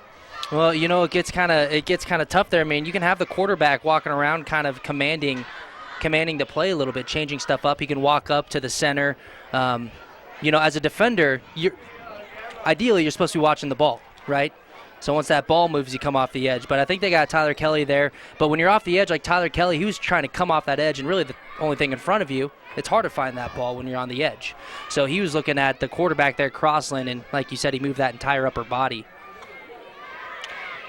Looks like Tyler Kelly out there is, or not Tyler Kelly, Trevor Galloway is telling the Mingus Marauder coaching system that it is a matter of inches, about the size of one of the locker room locks. There we go. It's a game of inches, Jackie. It is a game of inches. Now, if you're the Higley Knights, you come out with a stacked spread. So you are threatening that bubble screen. And then, of course, you've got, well, I don't know, Hall in the backfield, who has been hard to stop. And there's a snap. They're going to run it up the middle. Mingus hit it, but he may have gotten his head down and pushed forward for a first down. Yeah, he got one. Whew.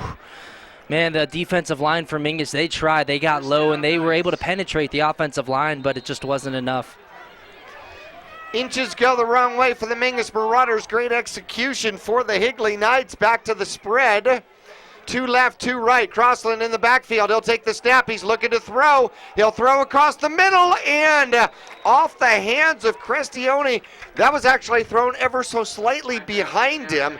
And the safety for Mingus had, well, not exactly. If it would have been tipped a little bit different, he may have had a shot at that. I think the pass was thrown so hard that, well, and, you know, it was off of his fingertips and it just went straight to the ground. If it would have gotten some air, maybe. And they set up the screen. Hall has got some running room, and he will get tripped up, but not before he picks up a first down to the 46-yard line of the Higley Knights. So give him about 13 on the reception. Well, Hall right there found the soft spot in the middle of the defense, and that's what they tell you to do. You know, when you have a screen like that, you let people, you want the defense to come into the backfield, and then if you're the receiver or the running back, you turn around and you just find that soft spot where there's nobody. 13th attempt out here for Crossland. He's going to run, he's going to scamper, and he's somewhat quick and gets hit hard. He'll pick up 7. That is a tough kid, and he is not especially fast. However, he is quick. Did you see his footwork just weaving in and out? And on his first rush of the day, he will pick up 7. Yeah, he was showing some of that nice footwork and a couple spin moves in there. He was tackled by Maldonado. Caleb, number 56, spun right into him.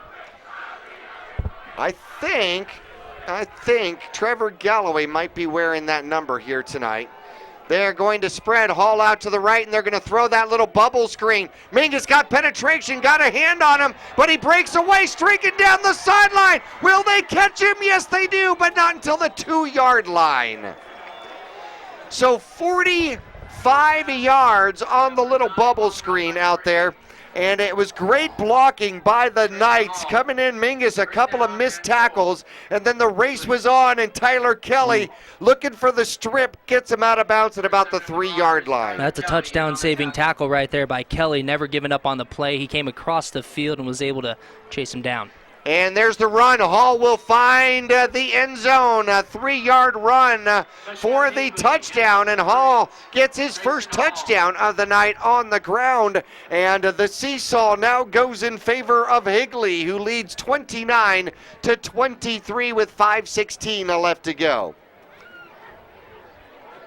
Well, that's a nice, just a good drive there for Higley. We saw some of their passing. We saw some of the running plays as well, just mixing it up, that nice balance between the two to keep the defense off guard a little bit. They had a nice third down pickup as well. There's the extra point attempt is up and no good. Whoa, that could loom large. Cardo Roble misses the extra point, and it becomes a 6-point game. We'll be back to Mingus Union High School. 5:16 left to go. Mingus trailing by 6, 29-23. We'll be back after this. Taylor Waste has been voted the #1 residential garbage service 13 years in a row in Cottonwood and 9 years in a row in Sedona. Why? Because Taylor Waste always offers dependable and efficient garbage service and clean, eco-friendly curbside recycling and positive customer service. Taylor Waste offers a separate recycling container, and our recycling program is clean rather than commingled with garbage. To start service, call your locally owned Taylor Waste, dedicated to providing service tailored to your needs.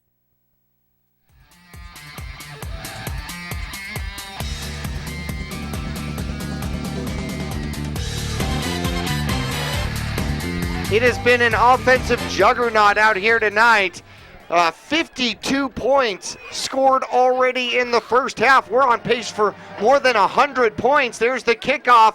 Mingus is going to let that one go into the end zone as they were playing short, and they got it over toward the corner. Well placed. Mingus will start at their own 20-yard line.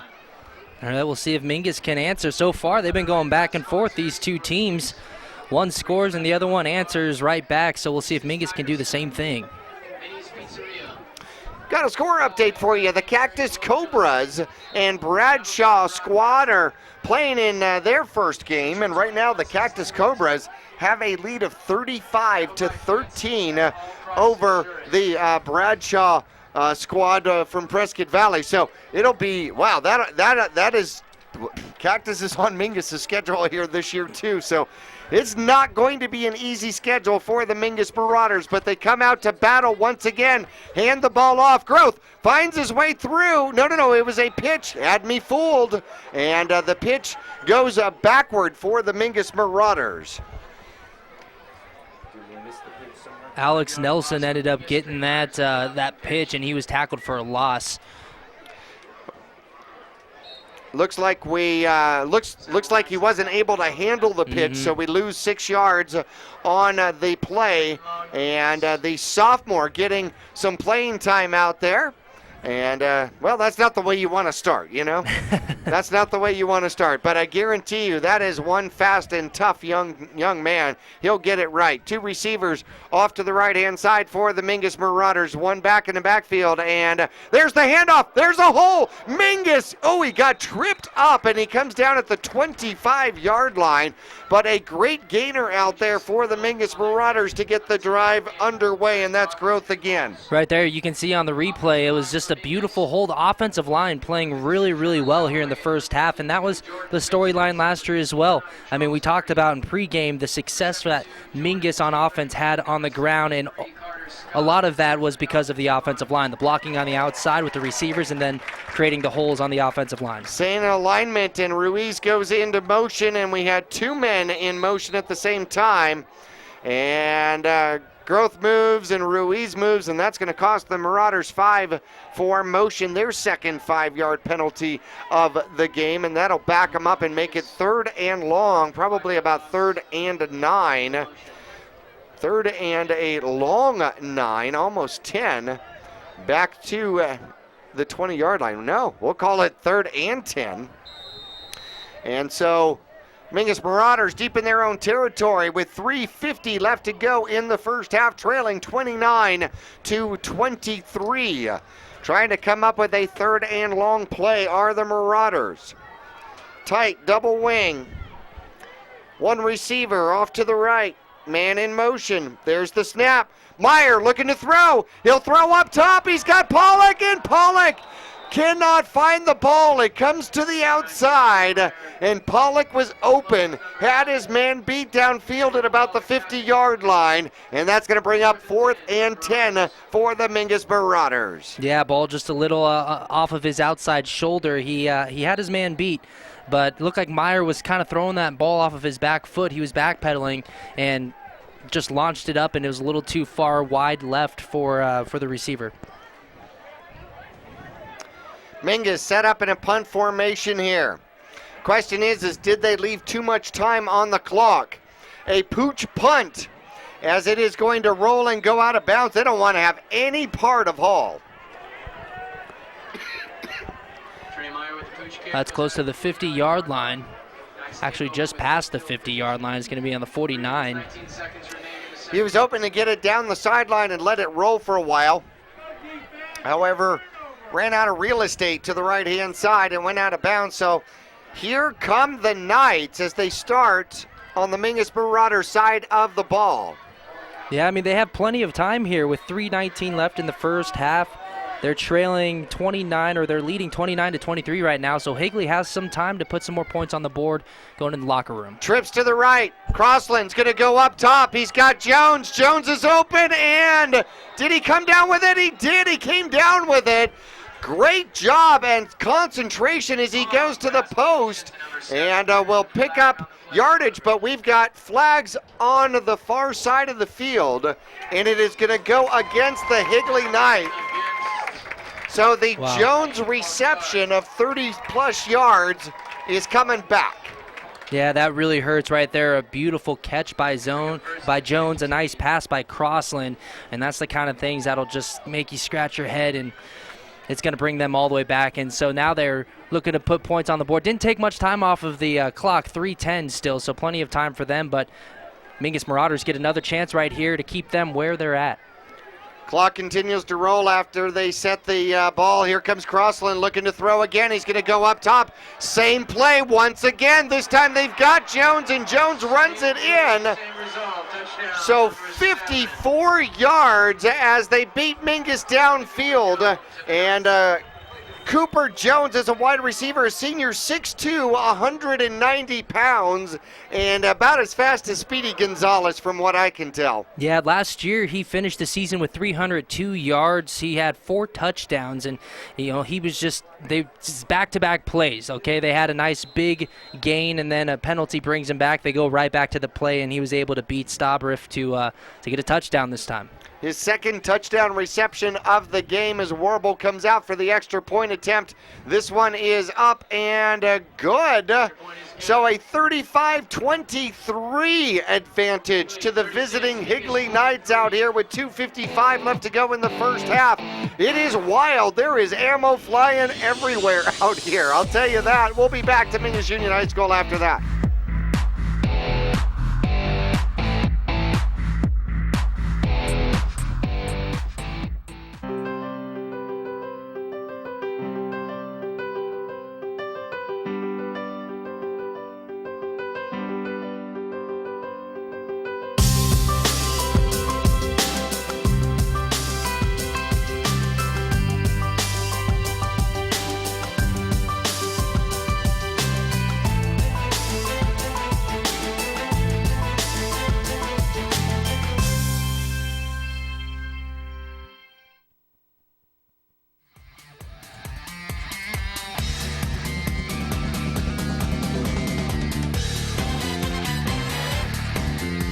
Back here at Mingus Union High School as the Higley Knights set to kick off again. A 13-point advantage, a line drive this time. Tyler Kelly goes back and gets it at about the 3-yard line, looking to return it, trying the left-hand side, breaks away a tackle, cuts inside, breaks another tackle, and gets his squad out to about the 27-yard line to start what could be the final drive here of the first half. Josh Garcia. Tyler Kelly, though, does not bounce right back up. He's got his helmet off. Looks like Tyler Kelly. And yes, he is. Helmet is off out there on Tyler Kelly, and we pray that he is okay. I mean, Kelly was giving it all right there. I mean, fighting just to get what he could, and he broke a few tackles and kept those feet moving and was just resilient on that return. Unfortunately, he's on the ground right now with his helmet off. Michael Boyson out there, the trainer for the Mingus Marauders. One of the most phenomenal assets that we've got for the Mingus Marauders, and they go to pull him up, and he goes back down. And I'll tell you what my hope is. My hope is cramps. My hope is cramps. They tried to pull him up once, and he went right back down to the ground. Looks like they're stretching that right leg. They are stretching the right leg. That is a fantastic sign. That is a phenomenal sign for the Mingus Marauders and Tyler Kelly that they are stretching him right now. And they are looking to pull him back up. Let's take a look at that replay on Verde Valley TV. That is Suddenlink Channel 2, Cable 1, Channel 56. And he breaks through this tackle and then gets spun and turned upside down and twisted around as both legs are tackled by different men, but it doesn't look like anything particularly twisted.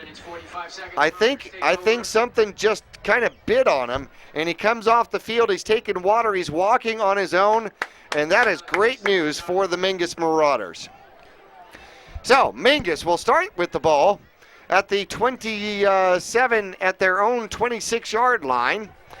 2:45 left to go in the first half, trailing by 13. A man in motion for Mingus. They hand it off, and bouncing off of one hit and moving off to the right-hand side is Growth, and that'll get the clock started, but it'll pick up only 3 for Mingus. We have an updated score out of the Cactus Bradshaw game. In the second quarter, Cactus still controlling that game 42-13. Whoa. Well, apparently the Cobras are full of venom this year. Because that Bradshaw team ranked in the top 10, and that is not a bad team. I can tell you that right now. Mingus back to the line. Almost 2 minutes left to go here in the first half, taking their time, and they will go with an opposite direction and taking the handoff but not getting anywhere for Mingus was Alex Nelson. They were trying to go with a reverse, a counter play, and he'll get pretty much back to the line of scrimmage as Mingus takes a timeout. So they're going to have to discuss a 3rd and long play. You don't want to give the ball back with a lot of time left. Mingus trailing 36-23, 1:57 left to go in the first half. We'll be right back after this. People often refer to Larry Green Chevrolet as the people place. Keeping that reputation is a priority in the community and with every customer that comes through the door. If you're on the market for a new or pre-owned car, truck, van, or SUV, you'll find their selection extensive and their sales team professional and courteous. You can also count on excellent after-sales service. Visit Larry Green Chevrolet on Highway 260 next to Walmart in Cottonwood.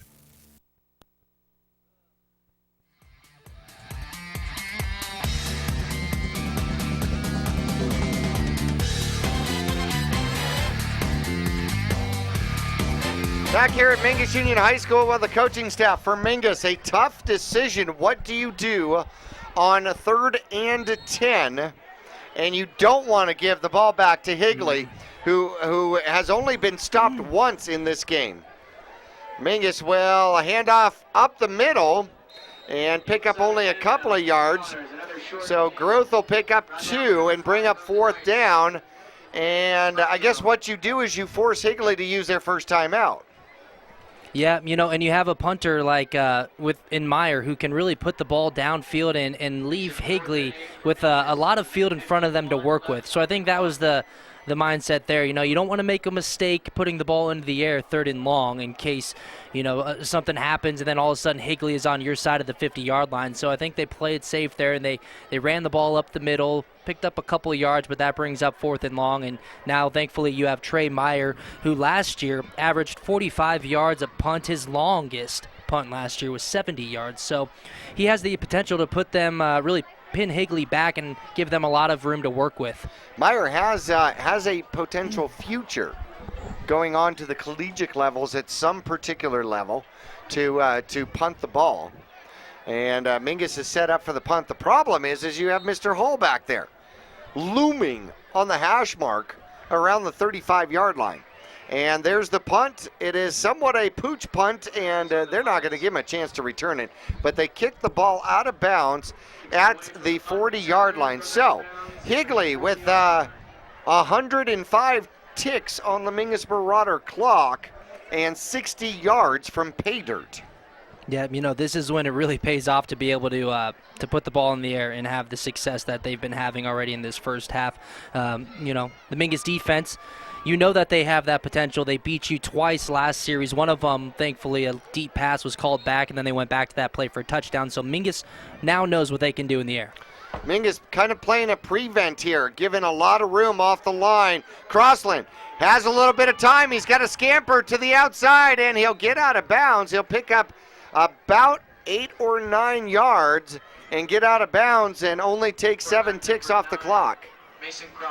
That's a nice job of him getting to the sidelines, and that clock stops. And, Mingus, it's not the big play, but unfortunately they weren't able to stop him in the backfield. But, hey, they didn't give up that big play in the air. No, they only give him 5. He stepped out of bounds a lot farther upfield than I had anticipated. Clock has not started as he went out of bounds, and there's the snap. Crossland. And looking to throw. He's got to go to another receiver. Chooses to run the ball. Scampers to the outside, and he will get hit and tackled short of the first down, and the clock will continue to run.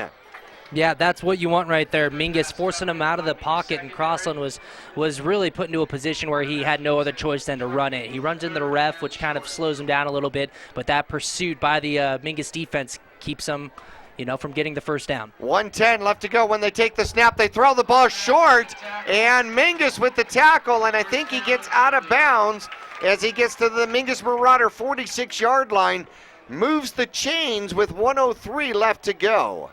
And that was Drayson Hall out there with the reception. So Hall went all the way to the outside? Is that right? 8 yards on the reception out there. Now we're under a minute left before halftime. Hall comes all the way out to the right side. And Crossland's going to chuck the ball up. We've got people in the backfield, and it's broken up. Pacheco almost had the interception.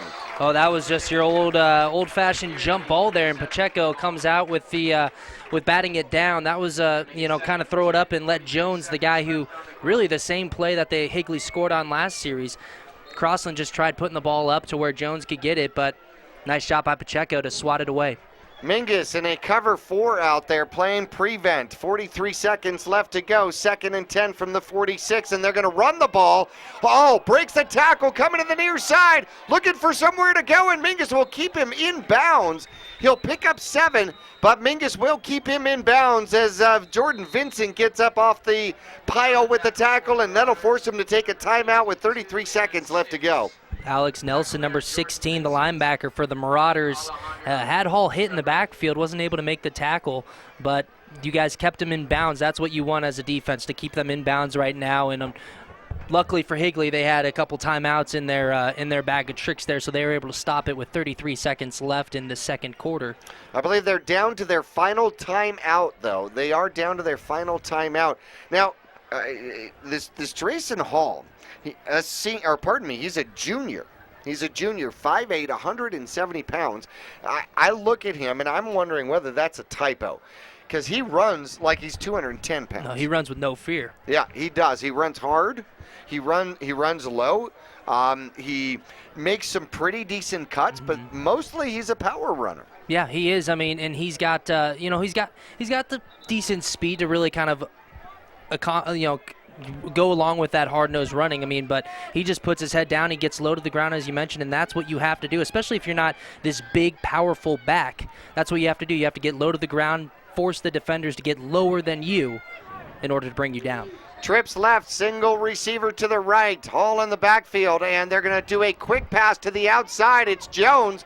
Jones trying to make a play, a great open field tackle out there by the Mingus Marauders, and let's see, who was that? That was number 3, Jimenez. Fabian. That's a first down as they'll pick up 8 yards on it, and the clock will start to roll again, and they'll spike it and throw the flag. Higley attempts to down the ball. I wonder why they threw the flag on that. Well, there was a whistle before he spiked the ball, so I'm wondering what that first whistle was. But going back to the play before, Fabian Jimenez, just a great tackle, keeping the receiver in bounds, keeping that clock going down to 18 seconds left before halftime here. The head coach for Higley wanted an explanation there on what exactly the flag is for. He heard, I think what we heard, the whistle before the ball was actually spiked. We'll see what ends up happening. Looks like Higley's moving back. Well, it's got to be an intentional grounding call of some particular sort, but I'm not sure that you can't spike the ball. You know what I mean? Yeah, they moved him back 10 yards. I'm sure Mingus will take that, because that puts the ball at the 44-yard line. It is 1st and 25 now. And there's the snap. Crossland, plenty of time. He'll put the ball up over the middle, and a little too tall for Jones. As 8 seconds remain on the clock. Too tall Jones, remember? Too tall Jones. He played for the Cowboys. A little too tall for Jones. Okay, there we go. That looked like that one went right through Jones's hands. I'm not exactly sure there, but he was open in the middle of the field, and maybe just a little too much mustard on that ball. Could be the final play. Yep, they changed the down marker. Now 3rd down and about 25. Could be the final play of the first half. Higley leading 36-23 with the ball at the Mingus Marauder 44-yard line. If you think Crossland doesn't have the arm, you are wrong. He's looking, he's chucking, he's going up top, and it is tipped away. Great double coverage out there, and it appears as though there are 2 seconds left. It was not the final play. The receiver on the play got up and pleaded his case like a good attorney for a flag and did not get one. Crossland, man, he put some air under that ball. He just threw it right up and was trying to get that jump ball, but 2 defenders back there on 1 receiver, just outnumbered. Mingus will go into a cover 4 once again. And there's the snap, and Crossland takes the knee to run out the final 2 seconds. Why don't you run the play? You know, with 2 seconds left, you wonder, especially with an arm like he has. And really, that was just about the position that they scored the drive beforehand with a nice route down the middle. So he decides just to take the knee, run off the 2 seconds, and go into the locker room. Well, here we are at halftime, 36-23, the visiting Higley Knights with a 13-point lead. I told you this would be a high-scoring game. We're going to try to get to some of the stats here as the Oxendale Chrysler Dodge Jeep Ram halftime report is coming up real soon right after this.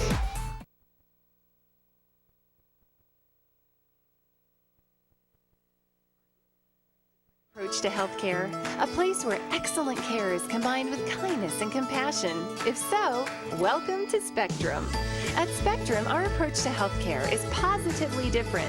From primary care to pediatrics, our staff is dedicated to one thing: you. As a leader in integrated care in Arizona, we treat the whole person because we think everyone deserves to feel better. Spectrum Healthcare, for mind, for body, for all of you. They're here. Ranger XP 1000, the most powerful Ranger ever. General 4, the off-road's most popular new crossover. And Ride Command, connecting you like never before. See the best of 2017. Or grab a great deal on remaining 2016s. Get rebates up to $2,000 during the Polaris factory authorized clearance. Cottonwood Motorsports, located on Route 260 and Western Drive. Cheerleading, tumbling, gymnastics. We are Flip City Gym. We have classes for boys and girls of all ages and skill levels. Flip City Gym offers competitive co-ed cheerleading with world champion coaches. Ask about tumbling and gymnastics. Or our health and fitness-based academic preschool. The only one of its kind in Northern Arizona. Enjoy open gym Fridays and Saturdays.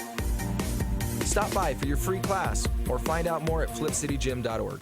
Since 1993, Rice Accounting has been assisting Verde Valley residents with their tax returns. A proud part of the National Jackson Hewitt Tax Service, Rice Accounting can prepare all state and federal returns. They can file electronically or prepare paper returns. They're open year-round to assist you with personal and business taxes, quarterlies, payroll, and account services. Please come on in to Rice Accounting Jackson Hewitt Tax Service. We're open year-round for all of your taxing needs. Thank you. Welcome to the Halftime Report, brought to you by Oxendale Chrysler Dodge Jeep Ram, your dealer for the people, located on 89A in Cottonwood or online at mattsays.yes.com. Stick around for the first half recap, including Marauder highlights, scores, and stats. Now let's head back live to the press box for Jackie and Kyle.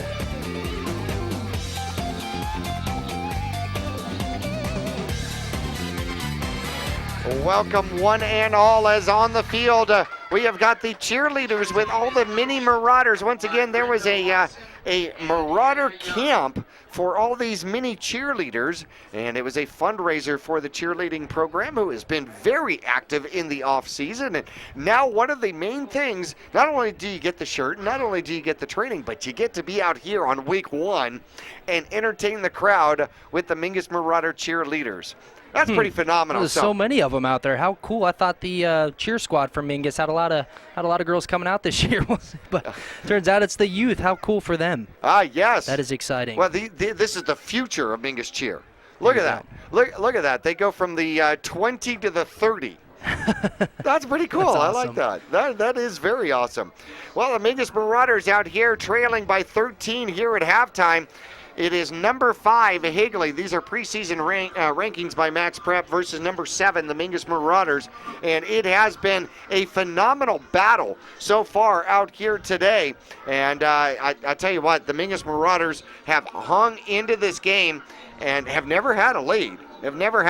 But have been able to just stay in and chip away and chip away and chip away. And I think it was a great defensive stand right at the end of the game for Mingus, and they'll be able to take that momentum, get the ball first in the second half, and be able to try to translate that into catch-up mode here today in this game. Yeah, with 3.5 minutes left, maybe under that, Higley scores. Yes. And then they get the ball back with under a minute and a half left, and great job by the Marauders defense to a couple nice tackles to keep the runner and the receivers inbounds, and then a couple attempts there by Crossland, the quarterback for Higley, just to throw the ball up and try to get some sort of a reception close to the end zone so that it could give him a chance with another touchdown in the locker room. But nice job by the secondary by Mingus. I was inaccurate. Actually, Mingus did score first. In fact, first quarter action, 8:25 left to go in the first quarter, and Mingus will score. Tyler Kelly scores the first one. He pitched 23 yards off to the left-hand side. Great block there at the end by the Marauders.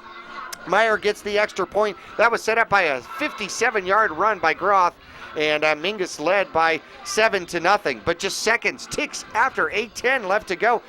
Wow. First play from the line of scrimmage, and 80-yard burst up the middle by Hall. Drayson Hall outruns all Mingus Marauders across the field. And I'll tell you what, Mingus is fast. Mm-hmm. It is not easy to beat the Mingus Marauders in a foot race, and Hall just did it right there. 2:40 left to go for the first quarter, and it was 22 yards. Crossland finds Jones for his first receiving touchdown of the game. The 2-point conversion was good by Christopher Crestinoni, and it was 16-0. Higley in the lead. Yeah, they had a nice, that's that play right there, nobody in the middle of the field, and that was kind of the wake-up call for Mingus that, okay, these guys can throw the ball. The safety would be the next scoring play for the Mingus Marauders as the center snaps the ball way over Crestione's head. He is tackled by Tyler Kelly for the 2 points. So Tyler Kelly now has 8 points for the Mingus Marauders, 8 out of the 9. And Mingus was trailing at that point by a score of 16-9. Mingus would turn around, get the ball back, and 10:38 left to go. They would score again. However, Mingus would do it in the air this time. Meyer, avoiding contact, launches the ball up, and Stabrith, 36 yards for the touchdown. Meyer comes around, adds the extra point. It was tied up 16-16. And Mingus did a great job getting back into that game, but obviously Higley was not done. 9:47 left to go. Higley comes right back. Second quarter action, a 20-yard toss. Crossland to Crestione for the touchdown. They went to the traditional extra point at that point, and it was good. 23-16 the score there.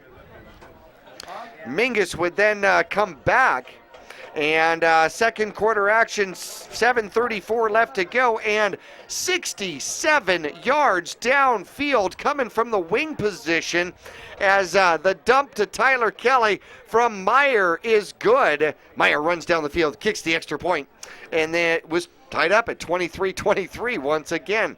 However, Mingus did not get the final 2 scores in the end of the first half. 6:16, a 3-yard blast by Hall, and he really should have had it. He had a 39-yard run to set himself up for that 3-yard blast. The extra point was no good, and then with 2:55 left to go, 54-yard connection as Crossland finds a Jones downfield. Great coverage, but just a better throw. Jones gets in for the touchdown. The extra point was good, and here we sit at halftime, 36-23, and it has just been highlight film after highlight film. Yeah, they were exchanging points. It was one offense marches down the field, puts 6 on the board, then answers back, whether it's Mingus or Higley. It just seemed like we were exchanging points there, and we talked about it. Both of these offenses, Higley loves to put the ball in the air and have a lot of success doing that, and Mingus on the ground, we've seen success with that as well. So, and then even a nice touchdown pass by Trey Meyer as well. So we're seeing a lot of great things from both teams in the first half. Well, it has been 2 middleweight teams going blow for blow at it here, but guess what? We're only halfway through. We got 2 quarters of action left to go as the Oxendale Chrysler Dodge, Jeep, and a Ram halftime report will continue. We got individual stats coming up right after this.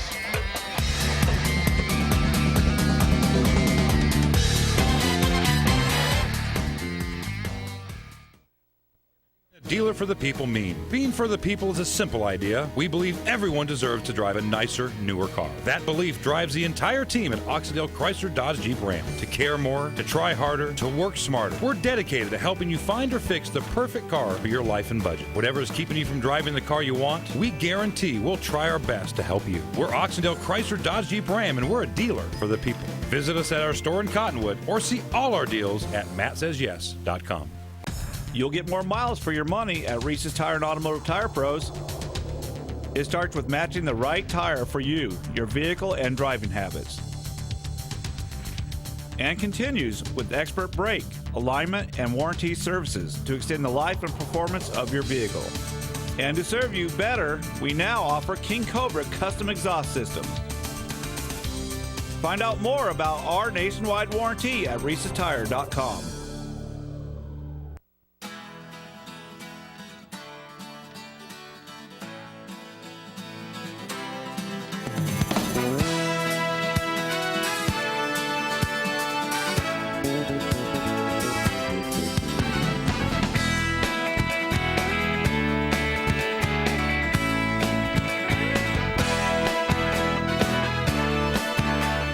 Our whole team is here to help you get the most out of each workout. Here at the Cottonwood Recreation Center. Taylor Waste has been voted the #1 residential garbage service 13 years in a row in Cottonwood and 9 years in a row in Sedona. Why? Because Taylor Waste always offers dependable and efficient garbage service and clean, eco-friendly curbside recycling and positive customer service. Taylor Waste offers a separate recycling container, and our recycling program is clean rather than commingled with garbage. To start service, call your locally owned Taylor Waste, dedicated to providing service tailored to your needs.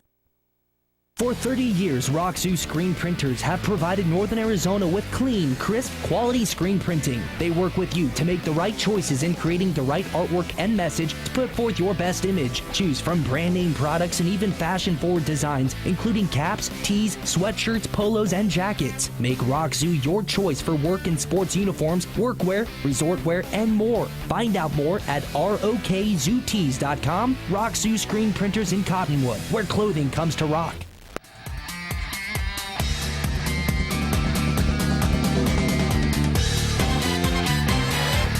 Back here at Mingus Union High School as we are at halftime, 36-23, the Mingus Marauders trailing, and it's time to get into individual stats here. Let's go ahead and start with the visiting Higley squad if we can, and Higley has come out to play. There is no doubt about it out here today. Quarterback Grosslin has been everything as advertised as he is 12 for 20, 261 yards, 3 touchdowns, and an interception on the ground. Hall has been a beast. He has been just a wrecking ball by himself. He's got 10 rushes on the ground for 179 yards and 2 touchdowns, averaging almost 18 yards per carry. Overall, 194 rushing yards, 261 passing yards, 455 yards of offense for the visiting Higley Knights. Oh my goodness, but not to be outdone, the Mingus Marauders have definitely had incredible bright spots of their own. Trey Meyer is 5 for 7, 112 passing yards, 2 touchdowns, no interceptions, and on the ground, Growth has had his own beast mode. How about that? 12. And by the way, beast mode is Alejandro. That's his nickname, so I just want to make sure that we get that correct. 12 rushes, 119 yards, averaging almost 10 yards per carry. And Mingus has got 135 yards on the ground, 112 yards in the air, 247 yards of total offense and 23 points in the first half. But I'll tell you what, it is going to be a boxing match through the end of this one. Yeah, it really is. I mean, I'm really looking forward to the second half. Do you want to point out, really, at the beginning of the game, we had Colby Fanning had that interception that really got Mingus the ball that led to that very first touchdown, which was that outside, that pitch sweep to the outside. And then we also had Josh Scalf with a 15-yard sack. So Mingus, their defense, picking up right where they left off from last year with getting after the quarterback, forcing them to make bad decisions, and with a quarterback like Grosslin, who we know can put the ball up and throw it with accuracy. I mean, the accuracy that we've seen from Grosslin tonight so far has been great. The only way to stop that is to get after him, and put pressure on them. Well, I'll tell you what, we've got an old favorite coming back in. Travis Reed from Oxendale will join us here in just a moment during the Oxendale Chrysler, Dodge, and Jeep Ram halftime report. We'll return to Mingus Union High School after this. People always ask, what does being a dealer for the people mean? Being for the people is a simple idea. We believe everyone deserves to drive a nicer, newer car. That belief drives the entire team at Oxendale Chrysler Dodge Jeep Ram to care more, to try harder, to work smarter. We're dedicated to helping you find or fix the perfect car for your life and budget. Whatever is keeping you from driving the car you want, we guarantee we'll try our best to help you. We're Oxendale Chrysler Dodge Jeep Ram, and we're a dealer for the people. Visit us at our store in Cottonwood or see all our deals at mattsays.yes.com.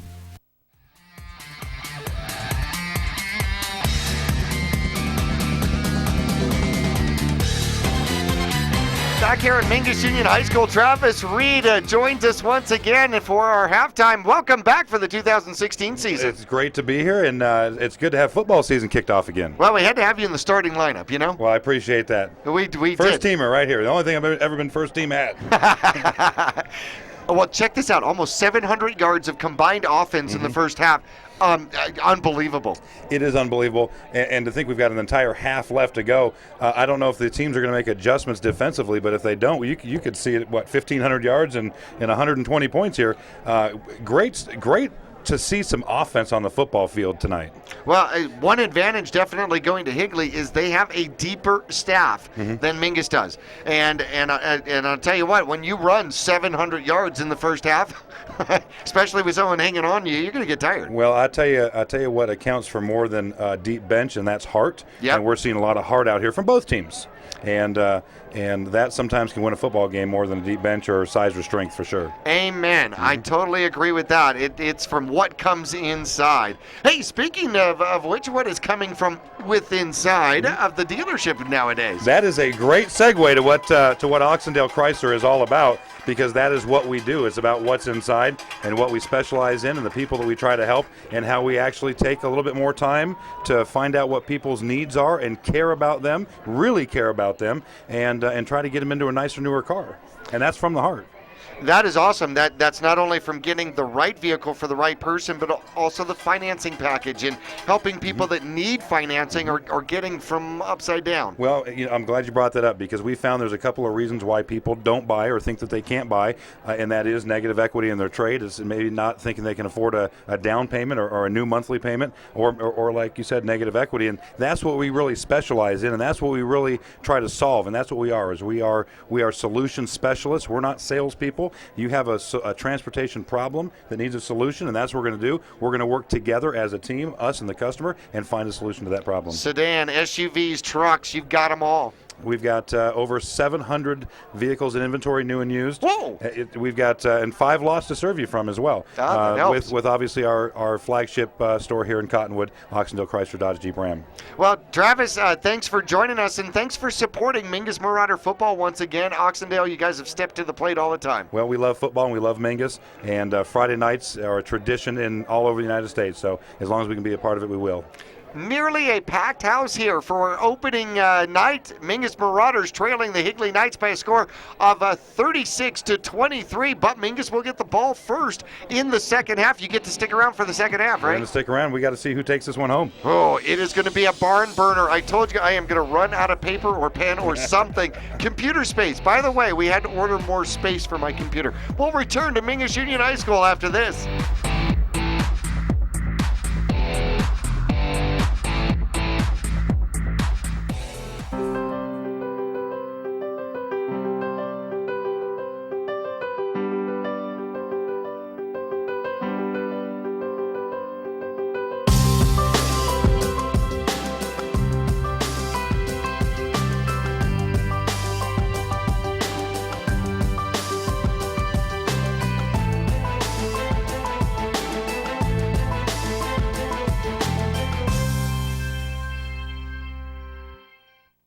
Are you looking for a different approach to healthcare? A place where excellent care is combined with kindness and compassion? If so, welcome to Spectrum. At Spectrum, our approach to healthcare is positively different. From primary care to pediatrics, our staff is dedicated to one thing: you. As a leader in integrated care in Arizona, we treat the whole person because we think everyone deserves to feel better. Spectrum Healthcare, for mind, for body, for all of you. This has been the Oxendale Chrysler Dodge Jeep Ram Halftime Report. They're your dealer for the people. Located on 89A in Cottonwood or online at mattsays.yes.com. We'll return for exciting Mingus Marauder football second half action on KYBC AM 1600 and 96.3 FM or online at myradioplace.com right after this.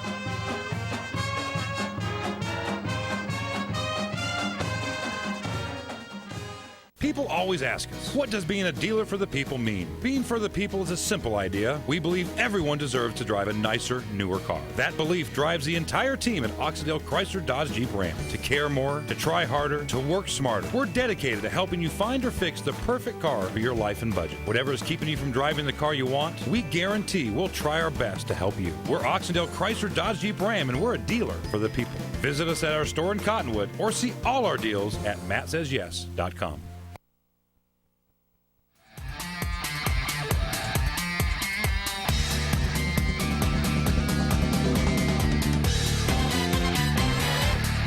Back here at Mingus Union High School, getting ready for half number 2. 12 minutes put up on the board, and I think that's pretty close to about 45 minutes of radio and TV time, especially when you got teams throwing the ball. Yeah, I tell you what, the first half was very exciting. Looking forward to this second half. West Coast offense versus what would be traditionally more of a, AFC Central kind of running game from the Mingus Marauders. Ball set up on the far hash mark. Mingus will be going from right to left across your radio dial. Higley set to kick off once again. Warble's got the ball. Approaches, strikes, and it is a line drive down the sideline and out of bounds. So the flag comes out. Now in baseball, that's strike one. Foul ball. That's like his third line drive so far tonight. That's tough to field. I mean, that's like being a center fielder and having a screaming line drive coming right at you. And you don't know whether you're going to short hop it or, yeah, I know. Tough. And if you don't get the body in front of it, it goes all the way to the wall. Right, it's got all that velocity. It's going all as far as it'll go. So Mingus will get the ball to start at the 35-yard line. And that's where they'll start off for the second half. Link near side for the Mingus Marauders. Pollock will go to the far side. Mingus looking over for the play. Everybody checks their wristband. Hey, Tyler Kelly back out there in a slot position. Glad to see that young man is perfectly okay after the cramp incident. And they're going to throw to Tyler Kelly, and he does not get to it. The little screen pass is incomplete. Threw it just a little bit in front of him, and Tyler Kelly had to automatically go into a sprint to get to it. Yeah, you know, that's kind of tough when the quarterback throws the ball in front of you like that, especially when you're doing that little bubble screen like play. I mean, you take a couple steps backwards, turn towards the quarterback, and if he throws it forwards, then you got to make that quick adjustment to try and catch up to the ball and keep your footing to move forward. Everybody thinks when you do that bubble screen you got all sorts of time. You don't. No. Everybody reads it. It's coming quick. Tight formation. Mingus hands the ball off, and it looked like Nelson had the ball. No, it was Ruiz. Ruiz picks up the ball and will pick up the first carry here in the second half. And Juan, playing strong safety defensively, gets some time in the backfield. Growth over 100 yards in the first half. But Ruiz will start here in the second half in the backfield at the fullback position. Mingus third and a long 6 now. Third and 6, Mingus. From about the 39-yard line, Alejandro is in motion. It is a pitch. Great block on the outside. Trying to get to the corner is Tyler Kelly. He is mad that he couldn't get around the corner as the tackle is made by Mikkel Hubbard. Yeah, well, Stauber had that first outside man picked up, and so he was able to get around the corner, but that second level, just the pursuit of the Higley defense kept him from picking up the extra 5 yards for the first down, but still 5-yard pickup. 4th and 5 for the Mingus Marauders, and they're set to go for it. And they're going to back out of it and wonder if they were looking to draw them off. They were successful with that earlier in the first half. And they'll go back to it. Man in motion is Kelly. They are running the ball, and up the middle, Ruiz. He'll be close. It'll depend on the mark. Looks like he's going to be a little bit short. Looks like it's just short.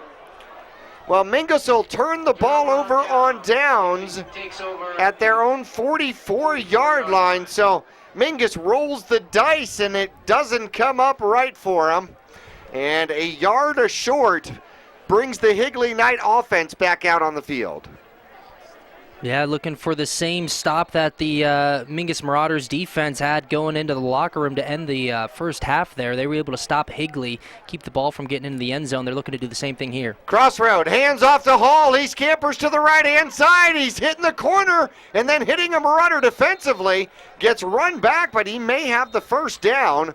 A good, solid gain on first down. Coming over to the left-hand side for the Mingus Marauders, and it looked like Chaz Taylor came up from the free safety position. However, they're moving everything back. So we are going to have a penalty against the Higley Knights. Appears to be of the 10 or looks to be an 11-yard penalty. And I wonder if I missed it. There's the hold, our first hold of the game. A throwing team like this, and you're in the second half before you have the first hold called against him. How about that? So a 9-yard gain, no good. Crossland throws short. Christopher Crisione gets tied up by the Mingus Marauders. They go ball hawking, but a short gain of about 7 yards, and Crisione could not get away. Yeah, that was just nice drop. Fabian Jimenez, number 3 for the Marauders. I believe that was him from the cornerback position, just hanging on to the receiver just long enough for his teammates to fly to that ball and bring him down. Nice job there by Jimenez. 2nd and 14 from the Mingus Marauder 47-yard line. The Knights come to the line. They've done a great job in the trenches protecting Crossland. They really have. Big tight end out there right now, number 88. They send Hall in motion to the far outside. And empty backfield. They take the snap. The flag is thrown. Quarterback's in trouble, and he'll get sacked. Scalf with his second sack of the game, but there was a flag thrown. I thought I saw yellow. Did I see yellow? Yep, it was here on the near side. It's going to be a false start on Higley. Now, do you take the sack? It's a 5-yard penalty or a 5-yard sack. I would take the sack because Scalf wants the stack, right? Yeah, I mean, it's kind of which one do you want to take there? Both going to kind of be, it looks like they're going to decline the penalty, Mingus is. Count that sack for Stephen McClanahan. Oh, McClanahan, pardon me, McClanahan picks up that sack. And it'll be for 5 yards.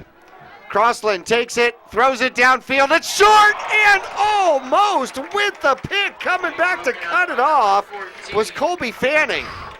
Great job looking backfield, and they'll stop the Knights, but he almost had the pick. He was looking for his second interception of the night. Had a beautiful play and just a great read on the ball. That ball was underthrown, and Colby Fanning just did a nice job of reading that, recognizing it, and coming back towards the ball. Just was unable to hold on to it. He was looking for his second interception of the night. Higley in punt formation. Higley looking to punt. And looks like Kelly is back, and it's blocked! Mingus blocks the punt and looking to jump on it. The Mingus Marauders do block the punt, and getting in to block the punt, was that number 20? Let's see if we can get a number on the block. No, that was Tyler Kelly. Tyler Kelly blocks the punt. Okay, he's got a touchdown, a safety, and a block punt now. Oh, my goodness. Wow, somebody's putting in a bid for Defensive Player of the Game. Yeah, he's just been getting after it. I mean, that was a nice, really nice play. You also had number 31 for the Marauders back there as well. Well, that puts up Mingus setting up shop at the 31-yard line, and Myers looking to throw. He's got time. He's got a man. There's Kelly into the end zone. Touchdown. 31-yard toss. As Meyer finds Kelly wandering in no man's land, and there goes the cannon once again. 36-29 now the score. Meyer, great job by the offensive line. They gave him all the time he needed, and Tyler Kelly had to stop, come back for it ever so slightly, and did a great job. Crestione could not catch up with him, and Meyer now set up for the extra point. There's the snap, the hold's good, the kick is up and good. Meyer's been perfect in kicking out here today with 8:45 left to go in quarter number 3. Mingus has made it a 6-point game, 36-30. We'll be back after this.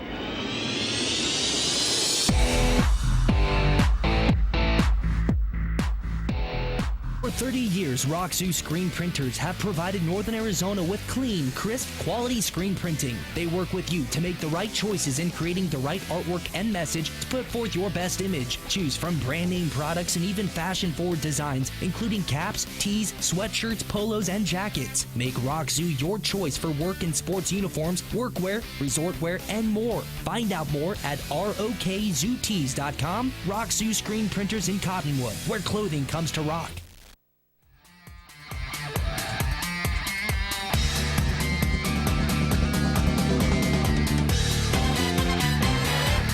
Well, the Mingus Marauders looking to kick off again. First play from a scrimmage, a 31-yard touchdown pass as it goes from Meyer to Kelly. And that was following the Kelly blocked punt. So Mingus stops the Knights, gets the ball, scores quickly, makes it a 6-point game, and ready to kick off. Once again, Meyer line drives it, and it's going to bounce, and Hall will get it about the 2-yard line. Great hands, and he'll find a seam on the left-hand side, but Mingus will shut it down quick.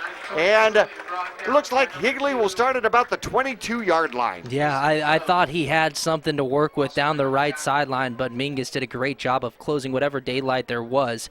I mean, and you could tell too, he came up, fielded that ball quick, and just before he was able to get anything really going, Mingus just closed that gap. Well, Mingus brings their defense on the field again. They held the first drive against the Knights here in the second half. 8:38 left to go. Once again, Mingus trailing 36-30. Man, this has been an exciting game. And the handoff goes to Hall. Hall will pick up 4 over the left-hand side. Tries the B gap and gains yardage. Haven't seen him lose yardage in this game as of yet. No, that offensive line has done a great job protecting Crossland and then also giving Hall a lot of room to work with. But a nice job by Tyler Kelly there at the second level of the defense to keep that from going any further. Crossland throws out quick, and they're off the receiver. Crestione will pick up the first down and get a little bit more, probably close to 10 yards as the ball gets upwards of the 37-yard line.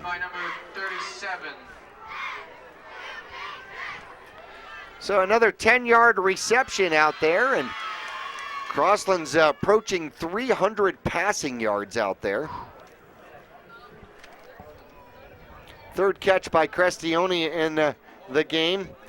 Stacked spread situation out here. One man in the backfield, and Crossland bubble screen out to Jones, trying to give him some room to run. He breaks one tackle, and they catch up to him, but not before he picks up 14 yards. And just like that, they're trying to throw the ball. They're going back to the safer, shorter throws. Did you notice that? Mingus is playing off them a little bit, and they're taking what Mingus has given them, which is the shorter throws. So that little bubble screen goes for 14 yards. First down, Mingus side of the field. They're going to hand off. This time, Hall runs into a wall, but still picks up 3. Well, Jackie, a couple minutes ago you talked about Crossland approaching 300 passing yards tonight. He averaged 290 last year a game. So this is just an average game for him. And you mentioned they're doing those short passes. When you have somebody like Jones showing off that acceleration, that quick acceleration that he has, it really gives him the ability to break some tackles even on those short passes and try and turn a short pass into a large gain. Well, you got Kyle White out here, 6'6", 165. Quick screen out to the outside. See, back to the bubble stuff, throwing the ball in the backfield. Hall picks up 9 and another first down as they get down to about the 37, 36-yard line of the Mingus Marauders. You know, it's kind of the same idea we saw in the first half. Mingus with one of their first half throwing touchdown in the air. I mean, they had 4 or 5 run plays in a row. That could be what Higley's trying to do here with those short bubble screens. And they're going to hand off, coming to the near side is Hall. Hall picks up the first down, finds a seam, and scampers to the end zone. 36-yard touchdown run by Hall, is third of the game. 6:37 left to go, and it is now 42-30. Higley in the lead. Mingus had multiple times and unable to wrap up and tackle out there, and Hall just runs hard and confident, and he's a junior. Yeah, that's good news there for Higley, but he broke through a couple Marauders tackles. He's done that a few times tonight. Extra point attempt by Rohrabel. The hold is up, and it is no good again. Must have been off to the left-hand side. Second one he's missed here. So the lead remains 12, 42-30. Mingus will get the ball back. Third quarter action when we return to Mingus Union High School after this.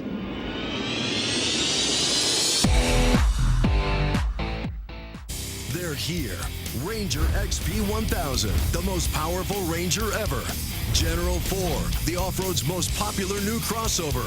And Ride Command, connecting you like never before. See the best of 2017. Or grab a great deal on remaining 2016s. Get rebates up to $2,000 during the Polaris factory authorized clearance. Cottonwood Motorsports, located on Route 260 and Western Drive.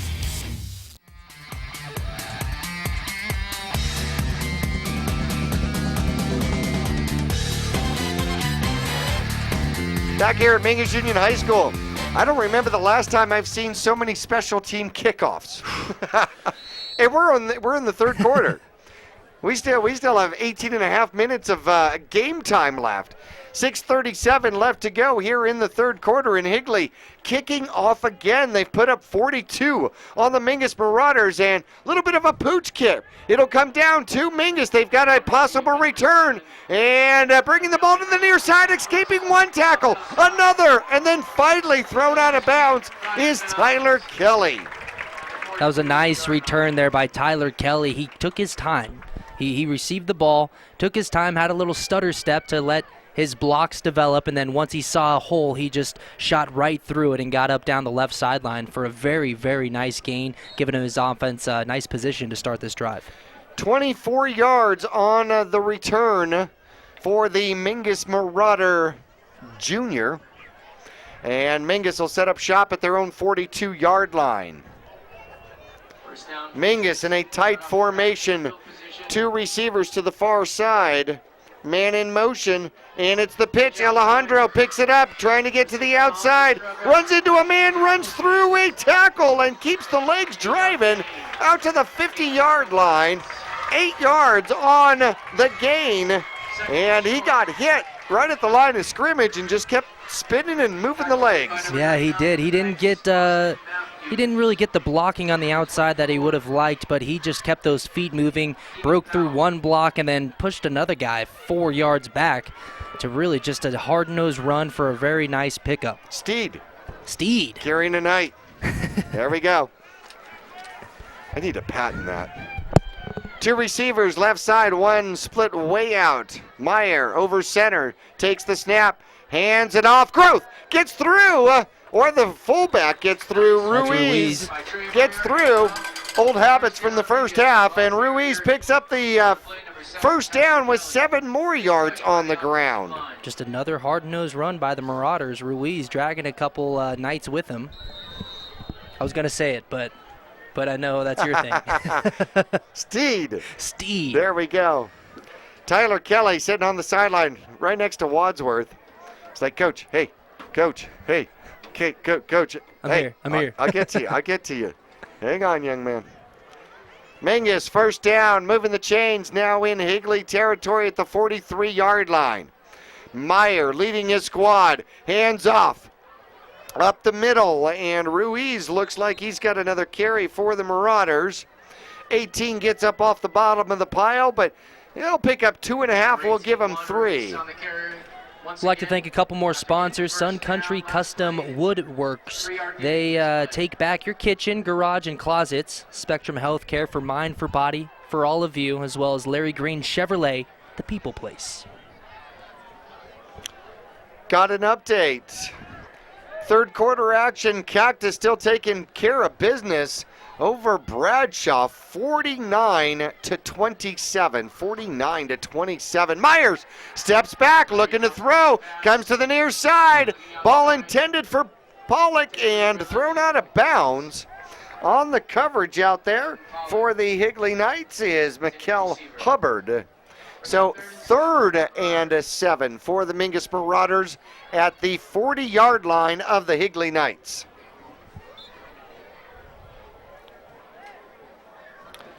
Third attempt in the second half for Meyer. He's 1 for 3, a 31-yard reception. His only completion going for a touchdown. He's got 143 yards passing the ball here in the game so far, with 3 throwing touchdowns. There's the handoff, and trying to scamper and get his way through, keeping the legs rolling, was Ruiz, but he's only going to gain 2, bringing up a 4th down, 4th and 5, probably from the 38-yard line. Is it 4-down territory for the Mingus Marauders? You know, it looks like they're keeping the offense out there on the field. He had about 6 yards. So they're all looking at the sideline trying to figure out what's going on. 4th and 6. Now, Mingus went for it on 4th down even in their own territory. They're going to go for it. They're going to go for it. That puts the pressure on the defense. No doubt about it. 4th and 6. Mingus has got a man in motion. And Tyler Kelly loses the ball. And it appears as though... Let's see if Higley's got it. Higley appears to have the ball. And Tyler Kelly never really got the ball with the reverse going the opposite direction. The counter never got established. And it looks like Higley took the ball away. Was it 44 that came up with it? Yep, 44. Linebacker Christian Delatorre. You know, there was a lot going on in the backfield for Mingus there, and it just looked like they just weren't exactly sure who was going to get the ball. And once it got on the ground, by that time you had a couple Knights in the backfield to jump on it. Crossland comes out short to Hall. Hall makes a move, makes one man miss, picks up 8, maybe 9 yards on what has been the mode of operation here in the second half for the Higley Knights. It's been short, and shorter. Yeah, you know, Crossland was looking downfield. He wanted to throw that ball down the field, but the secondary by the Marauders just had everything covered, so he had no choice but to go to his outlet. Still the 7th reception out here by Hall, who gets the ball and does not get the first down. That might be the first time that there is no gain for Hall as Mingus's defense gets stingy, forcing a 3rd and 2 out there. You had 3 defensive linemen standing in the backfield by the time he got the ball. Nowhere to go. Different setup here. Short field to the near side. Still got a spread formation. Hall in the backfield. Crossland takes the snap. He's going to throw it real quick to Jones, who's got the first down, and scampers downfield for more. And blocking out in front of him is Kyle White, another wide receiver. You talked about them being tall. 165 pounds, 6'6". And they'll move the chains. Jones will move the chains with another 8-yard gain out there. Yeah, Jones knew exactly where he needed to be on the field in order to pick up that first down. So he ran a couple of yards, turned around, first down. And off the left-hand side, scampering is Hall. They'll cut inside a one blocker and pick up another 8 yards. 42-30 is our score. 2:20 left to go in the third quarter. They're just kind of chipping away here. Really no big drives for Higley on this offensive drive. They're just kind of chipping away a couple times. They wanted to go downfield, had no other choice but to kind of just dump the ball off. And then a few nice runs to pick up 8, 9, 10 yards. 2nd and 1, and Hall looks like he may have just got enough of it, but grabbing the legs is McClanahan out there, and he unable. Well, did they give him the first down? We'll see if they're going to move the chains. Yep, it looks like they're going to move the chains. So the ball is just inside the 25-yard line, and Higley's got a fresh set of downs to work with.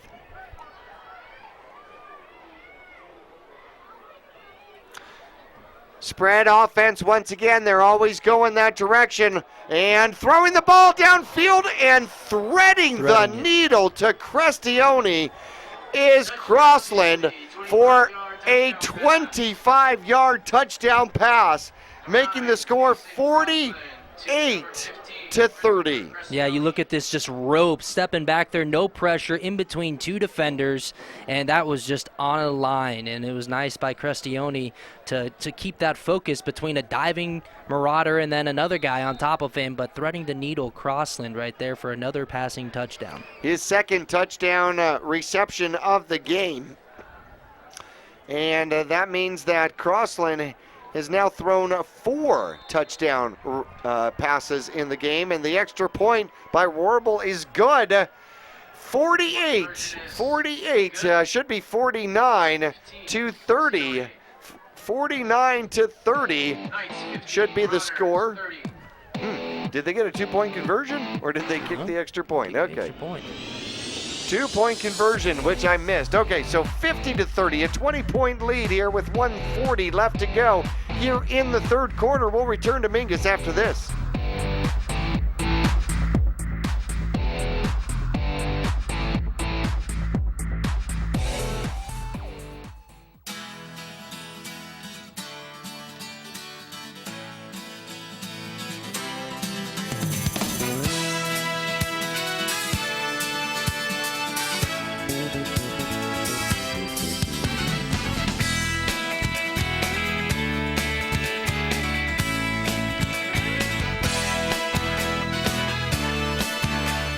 Our whole team is here to help you get the most out of each workout. Here at the Cottonwood Recreation Center.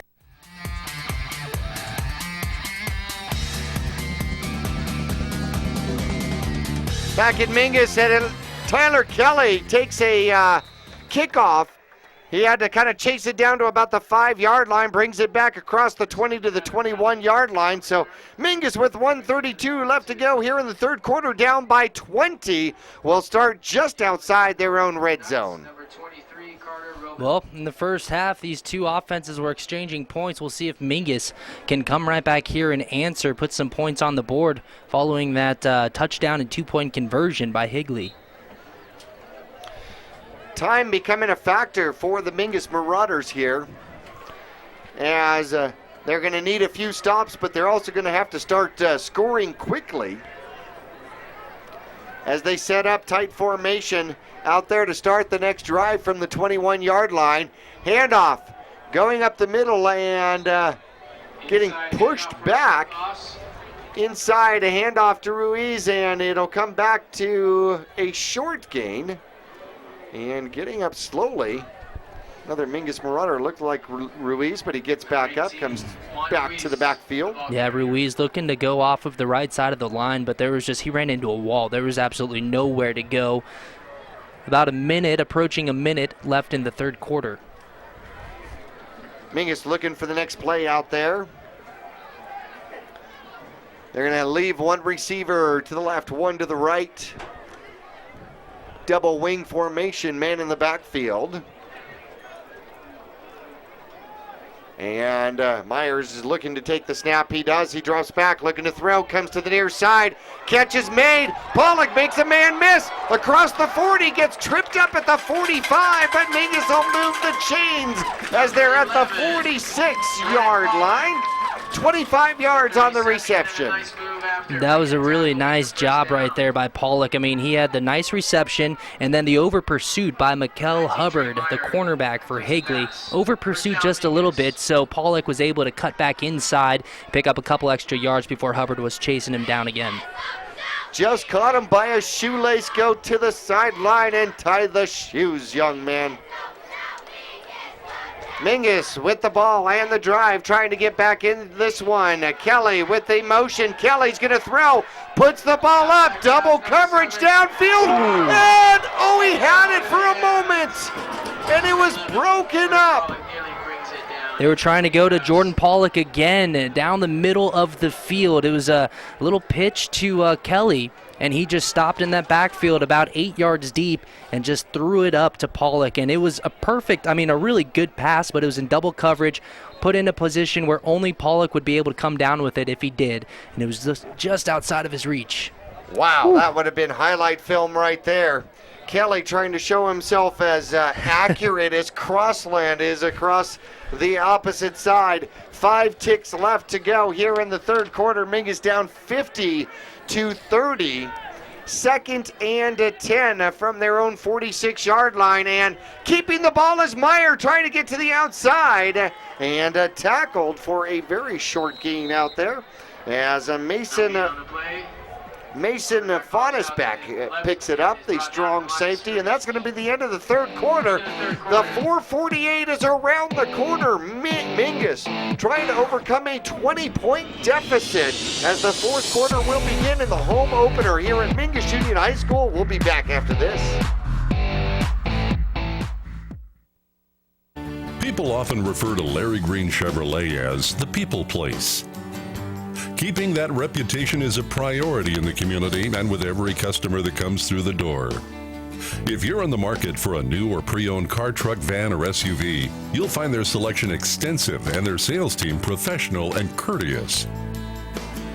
You can also count on excellent after-sales service. Visit Larry Green Chevrolet on Highway 260 next to Walmart in Cottonwood.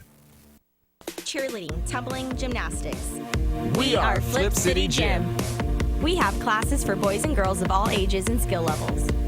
Flip City Gym offers competitive co-ed cheerleading with world champion coaches. Ask about tumbling and gymnastics. Or our health and fitness-based academic preschool. The only one of its kind in Northern Arizona. Enjoy open gym Fridays and Saturdays. Stop by for your free class or find out more at flipcitygym.org.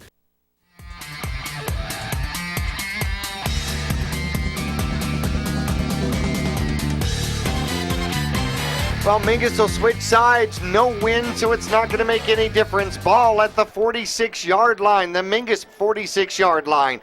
3rd and 10, trying to keep the drive alive. Myers drops back, looking to throw. His man falls down, and he still almost gets to the ball. And Myers threw the ball where Pollock would have been, but Pollock slipped on the pebbles out here. Now, Mingus has gone for it on 4th down twice. Why break the pattern at this point, right? You know, as you mentioned, and this was a few minutes ago, time is starting to become a huge issue. Now we're in the fourth quarter here. I think you go for it, and they're going to do just that. Well, now they're set up to punt now, and Trey Meyer will punt, and he'll put the ball out of bounds at the 20-yard line. Now, that is talent. You get the ball to bounce, and you hit the yellow marker, right? You hit the yellow marker on the far side of the field. So Meyer does his job, putting the Higley Knights back inside the red zone. Actually, they're going to mark it where? At the 21. I'd like to thank a few more sponsors. Rock Zoo Screen Printing, where clothing comes to rock. Love that saying right there. Home Furnishing Direct, making your house a home. Taylor Waste, service tailored to your needs. Yavapai College, life explored. Stacked quads out there. Crossland hands the ball off. Mingus eats it up at the line of scrimmage. Short gain for Hall as Mingus was coming after it, expecting the run. They got it. And Hall is going to pick up, well, no yardage. They're going to give him no yardage on it. Again, good penetration by the defensive line for the Marauders. He still has 231 yards on 16 carries out here today. They're going to throw the ball short across the field, trying to get out. Mingus, great pursuit. Pass is complete. One of the mottos for Mingus is, 11 to the ball. And out here today, Mingus makes it a short reception on the far side. Completion, Cooper Jones. Cooper Jones gets the reception, but only picks up about 3 yards. Josh Skelf.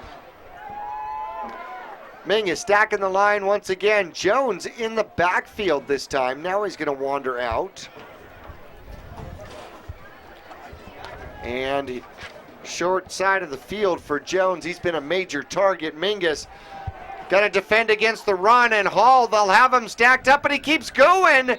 And out to close to the 30-yard line.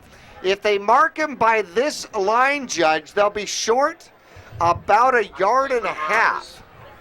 Yeah, another hard run there by Hall. I mean, he just runs harder than a 170-pound 5'8" running back. And it looks like on 4th and short, they look like they're going to go for it. They hand it off to Hall. Hall to the near side. He'll have a first down and more as he bursts across the 40.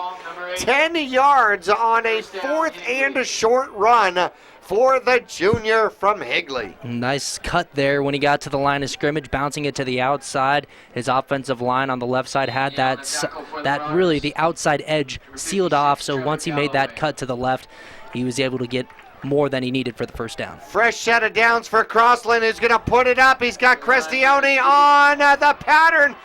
Reception between two Mingus Marauders and down into the red zone at the 13-yard line. Another beautiful pass there by Crossland, a little underthrown, but still where the two Marauders defenders were, they had no shot at catching that ball or even deflecting it.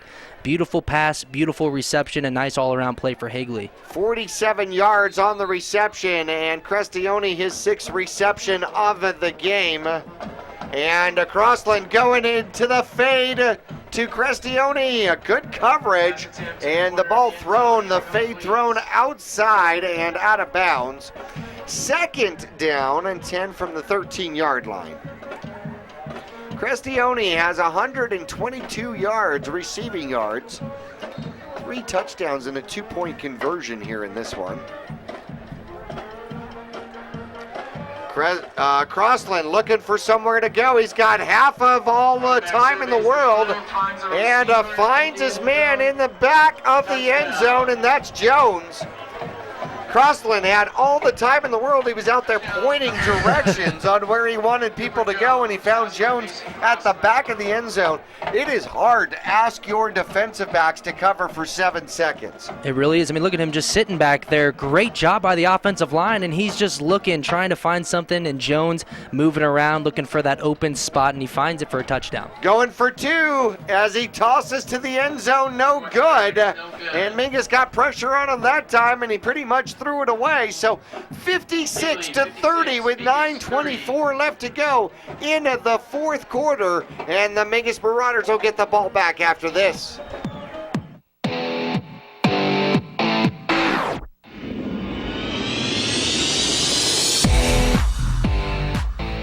Cheerleading, tumbling, gymnastics. We are Flip City Gym. We have classes for boys and girls of all ages and skill levels. Flip City Gym offers competitive co-ed cheerleading with world champion coaches. Ask about tumbling and gymnastics. Or our health and fitness-based academic preschool. The only one of its kind in northern Arizona. Enjoy open gym Fridays and Saturdays. Stop by for your free class or find out more at flipcitygym.org.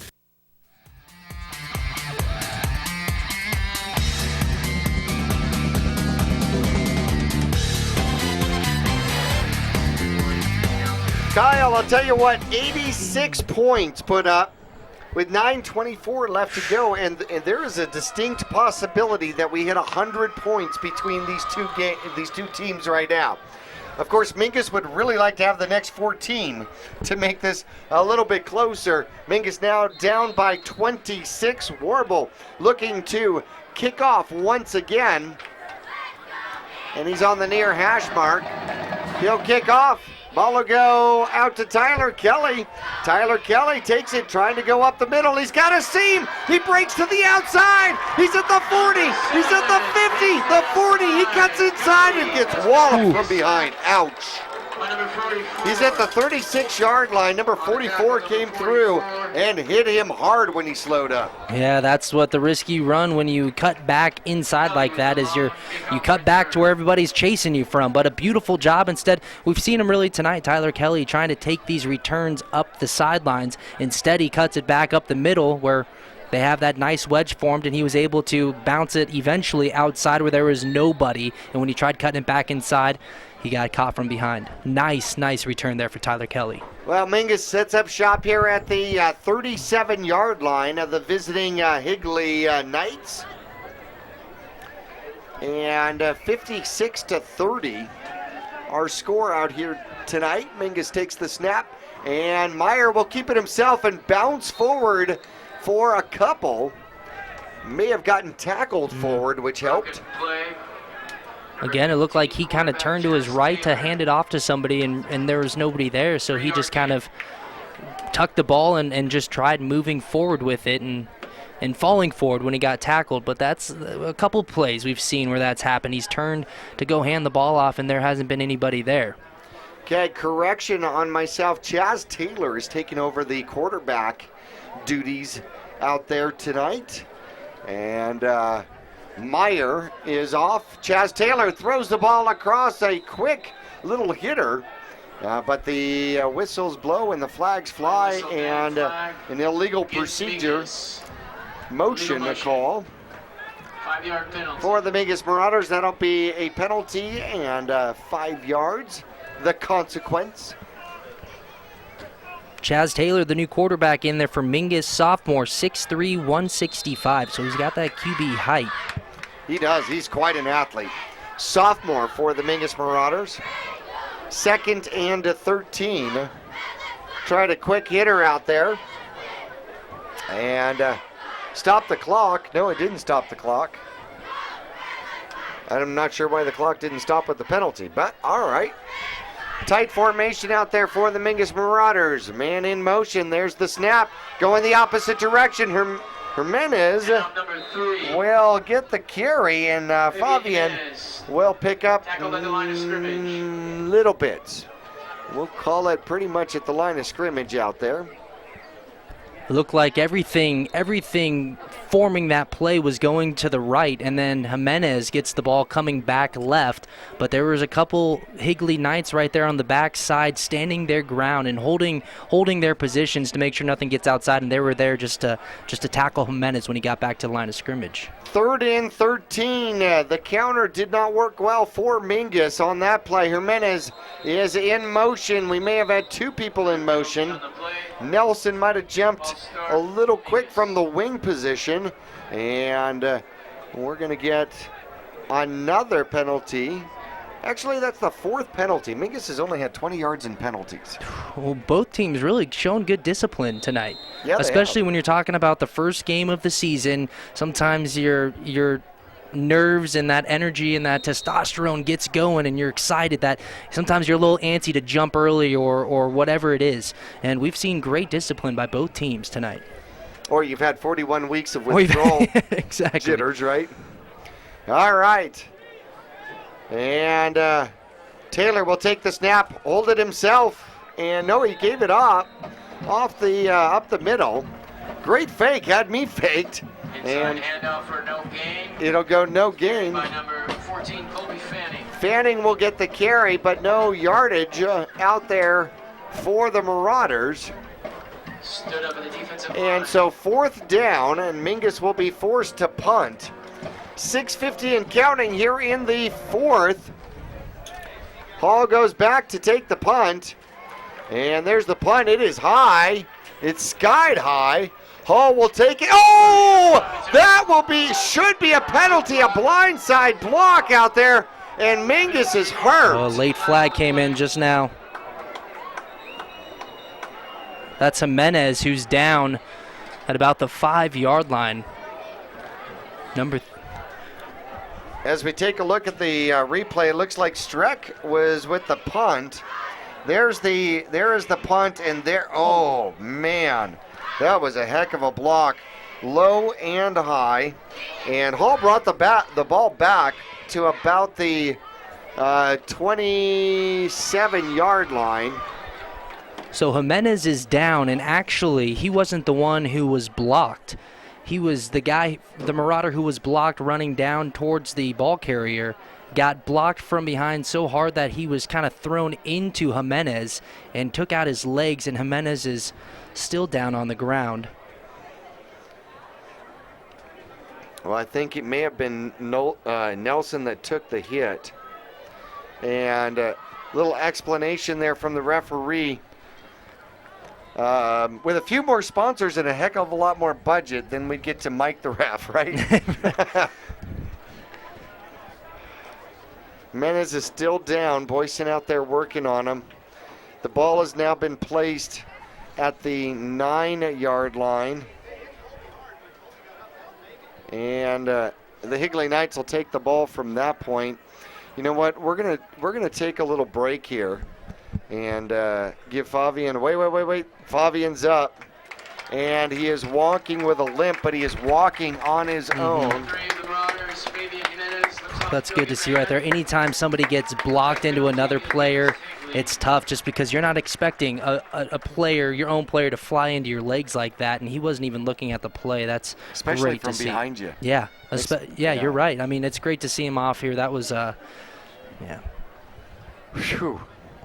All right, seeing two Marauders down here. One, Tyler Kelly with cramps, and now Fabian gets up and pops back up. So that's good news for the Mingus Marauders. Double stack, they're going to give the ball off. Hall coming to the near side, breaks a tackle out to the outside. He's got one man to beat, runs through that tackle, slips another tackle. He's at the 35, he's at the 25, the 20, the 15, the 10, and touchdown.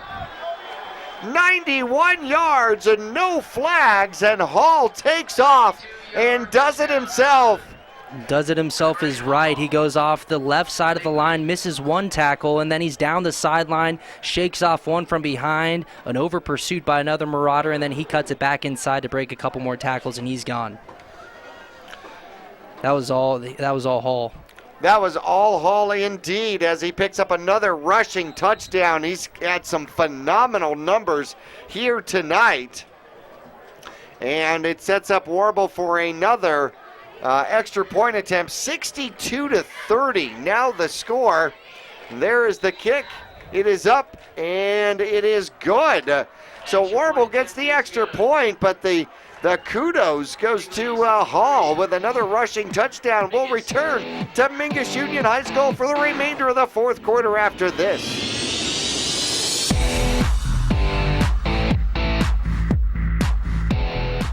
You'll get more miles for your money at Reese's Tire and Automotive Tire Pros. It starts with matching the right tire for you, your vehicle, and driving habits. And continues with expert brake, alignment, and warranty services to extend the life and performance of your vehicle. And to serve you better, we now offer King COBRA custom exhaust systems. Find out more about our nationwide warranty at reesestire.com.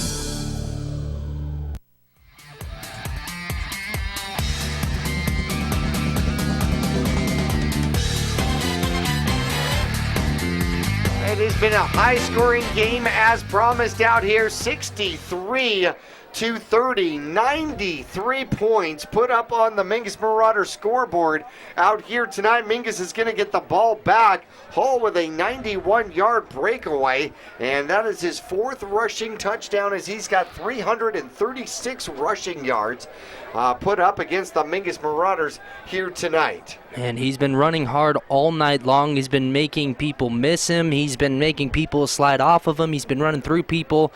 He's been taking people with him. I mean, he's just had a phenomenal game here. 4 touchdowns. That one right there, a 91-yarder, just caps it off. Mingus hoping that he actually runs out of steam at some particular point.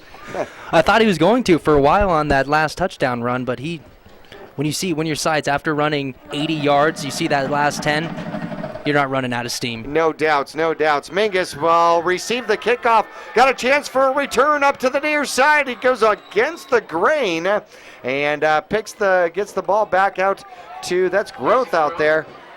Glad to see him back in the game, and I haven't seen him in the backfield for a while. He gets up, not all particularly happy with himself, but he gets the ball back to about the 33-yard line. Not a bad return for Mingus.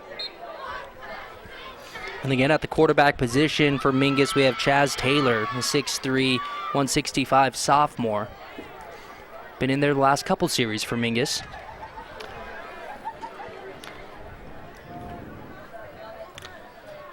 Bradshaw catching up in the third quarter. Now down 56-41 against Cactus. What a 90-point games everywhere. Hey, week one, man, week one. You said 40-plus weeks off? Yeah, no kidding.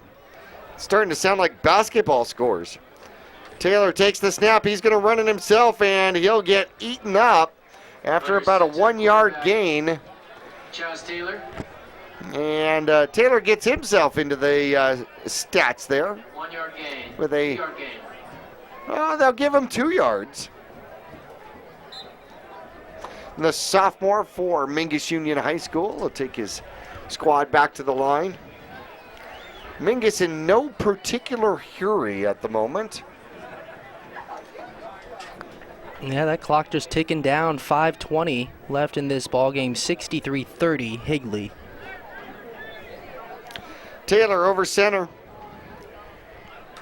He'll take the snap and he'll handle it himself, and he'll get eaten up after no gain on that one. As number 17 comes up to make the tackle. And that is Mason Vonnesbeck. Appears as though Higley still has all of their starting defense out there. Number 50, Beetle. Yeah, they continue to play aggressive on defense and just really leave nothing for the Marauders to work with here. They're getting that penetration through the offensive line that for most of this game has been playing really well for the Marauders. But this defense for Higley keeps pressure on. Mingus has got a tight end in the game. Mingus will go with the counter, picking up great yardage, and still on his feet is Nelson, running hard. And a great run out there by Alex Nelson. He'll pick up the first down and 10 yards. Yeah, just a hard, determined run there for Nelson, the 5'10", 165 sophomore.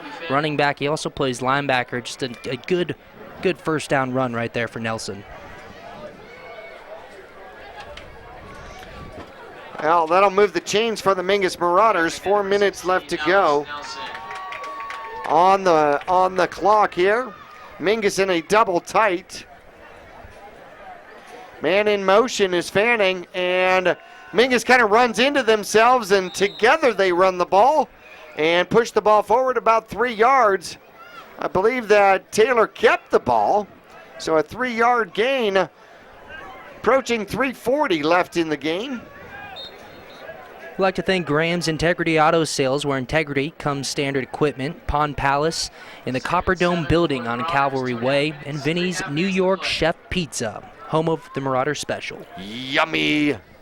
Hey, don't forget, when you come back out to Mingus Union High School, I believe I saw people out here with Vinnie's Pizza. I got to figure out that. Hey, counter going the opposite way. Mingus scampering for another first down, getting inside territory, inside the Higley territory, down to about the 41-yard line. And running the ball for Mingus is going to be Sabata. Lucas getting a chance. Nebraska gets the ball for the Mingus Marauders.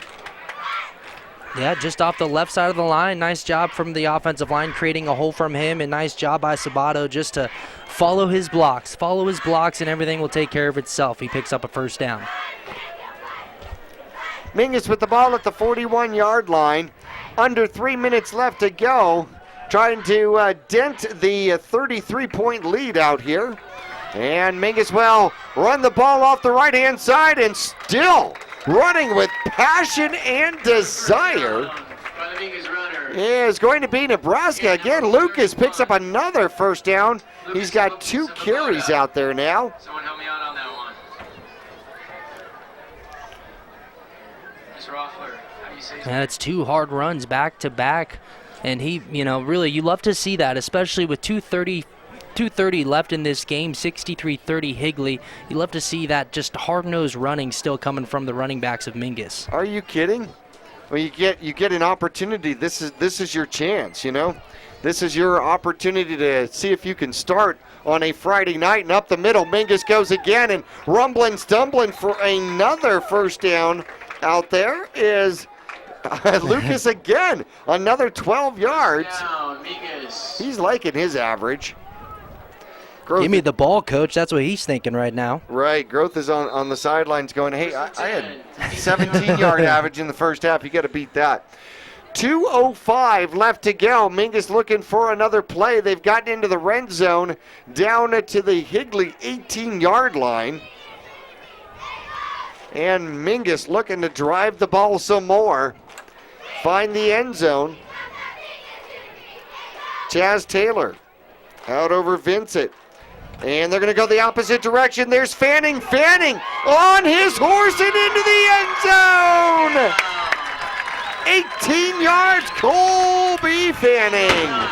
That was a nice job by Colby Fanning on the counter. A little stiff arm there to give him the extra push that he needed, shake off the guy that was following him, and gave him enough room to get into for a touchdown. Colby Fanning, sophomore. You see right here, motion from left to right, then they come back with the other way with Fanning, a nice stiff arm there, and he's off to the races in for a touchdown. Great job by the Mingus Marauders to seal the end, and then Alex Nelson getting out there with the block on the corner. And it appears as though looks like Taylor's going to hold out there, and Strack with the kick is up and waiting for no good. Biggest 36. Want to make sure I've got my numbers. Yep.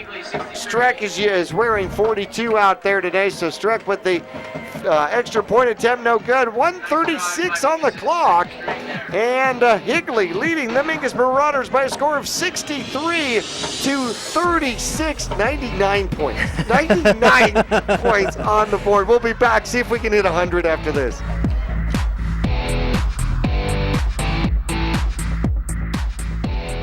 Since 1993, Rice Accounting has been assisting Verde Valley residents with their tax returns. A proud part of the National Jackson Hewitt Tax Service, Rice Accounting can prepare all state and federal returns. They can file electronically or prepare paper returns. They're open year-round to assist you with personal and business taxes, quarterlies, payroll, and account services. Please come on in to Rice Accounting Jackson Hewitt Tax Service.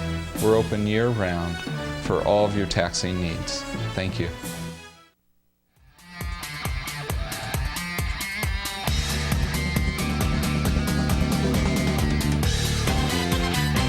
Back here at Mingus Union High School, and Mingus getting their kickoff team out there on the field. You see a few of the smaller numbers out there.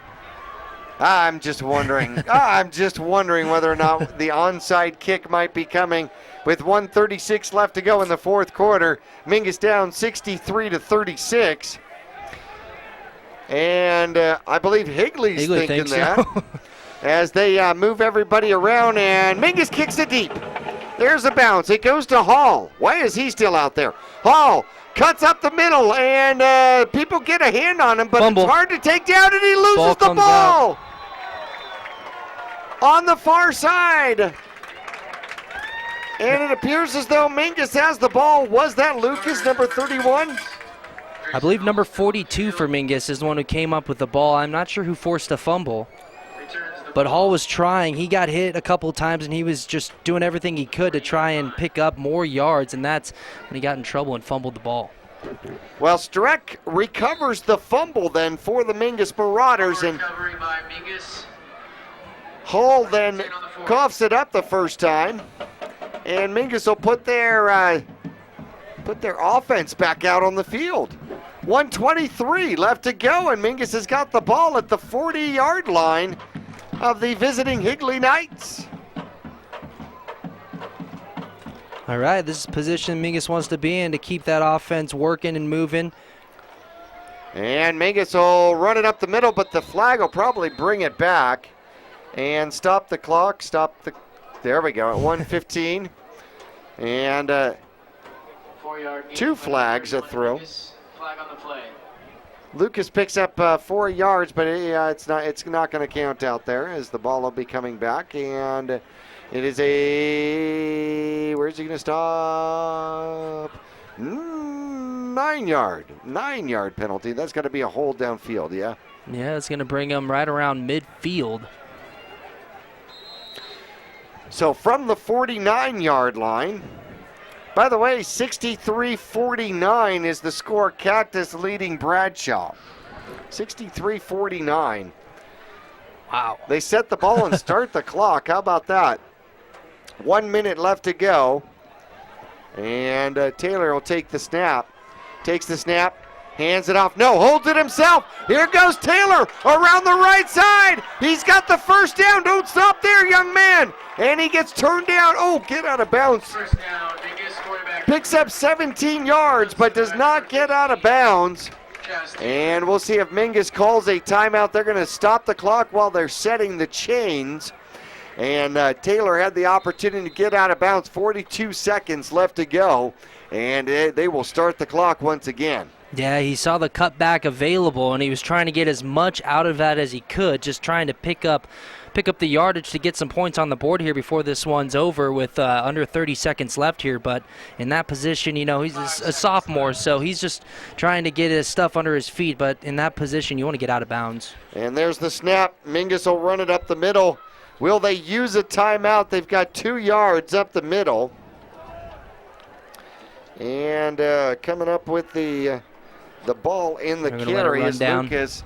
And it looks like they're going to let the clock run out. So this is going to be the final for you in the home opener for the 2016 season. Told you there was fireworks. And there's the cannon to accentuate the positive. 63-36 your final. Higley beats your Mingus Marauders here in the home opener. We'll return for our post-game show after this.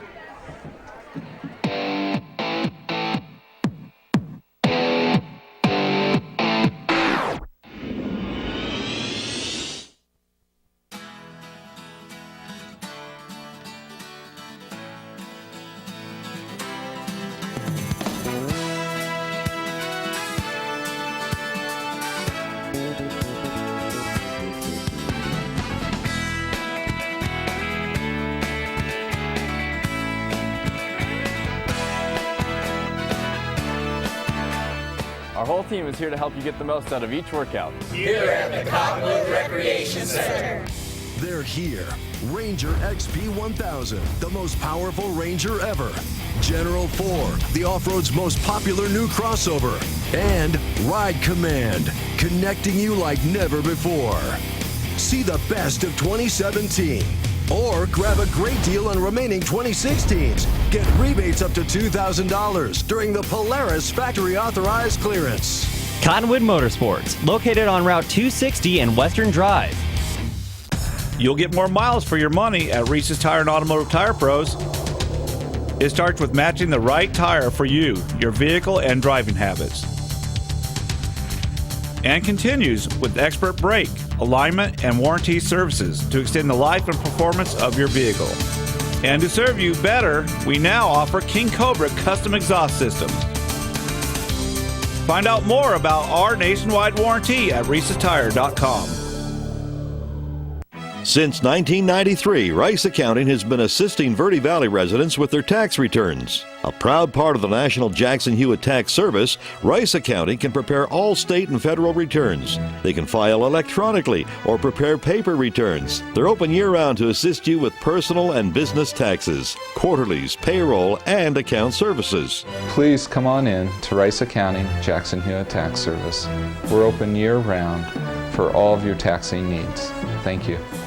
For 30 years, Roxu screen printers have provided Northern Arizona with clean, crisp, quality screen printing. They work with you to make the right choices in creating the right artwork and message to put forth your best image. Choose from brand name products and even fashion-forward designs, including caps, tees, sweatshirts, polos, and jackets. Make Roxu your choice for work and sports uniforms, workwear, resort wear, and more. Find out more at rokzootees.com. Roxu screen printers in Cottonwood, where clothing comes to rock. People always ask us, what does being a dealer for the people mean? Being for the people is a simple idea. We believe everyone deserves to drive a nicer, newer car. That belief drives the entire team at Oxydale Chrysler Dodge Jeep Ram to care more, to try harder, to work smarter. We're dedicated to helping you find or fix the perfect car for your life and budget. Whatever is keeping you from driving the car you want, we guarantee we'll try our best to help you. We're Oxydale Chrysler Dodge Jeep Ram, and we're a dealer for the people. Visit us at our store in Cottonwood or see all our deals at mattsays.yes.com. Taylor Waste has been voted the #1 residential garbage service 13 years in a row in Cottonwood and 9 years in a row in Sedona. Why? Because Taylor Waste always offers dependable and efficient garbage service and clean, eco-friendly curbside recycling and positive customer service. Taylor Waste offers a separate recycling container, and our recycling program is clean rather than commingled with garbage. To start service, call your locally owned Taylor Waste, dedicated to providing service tailored to your needs.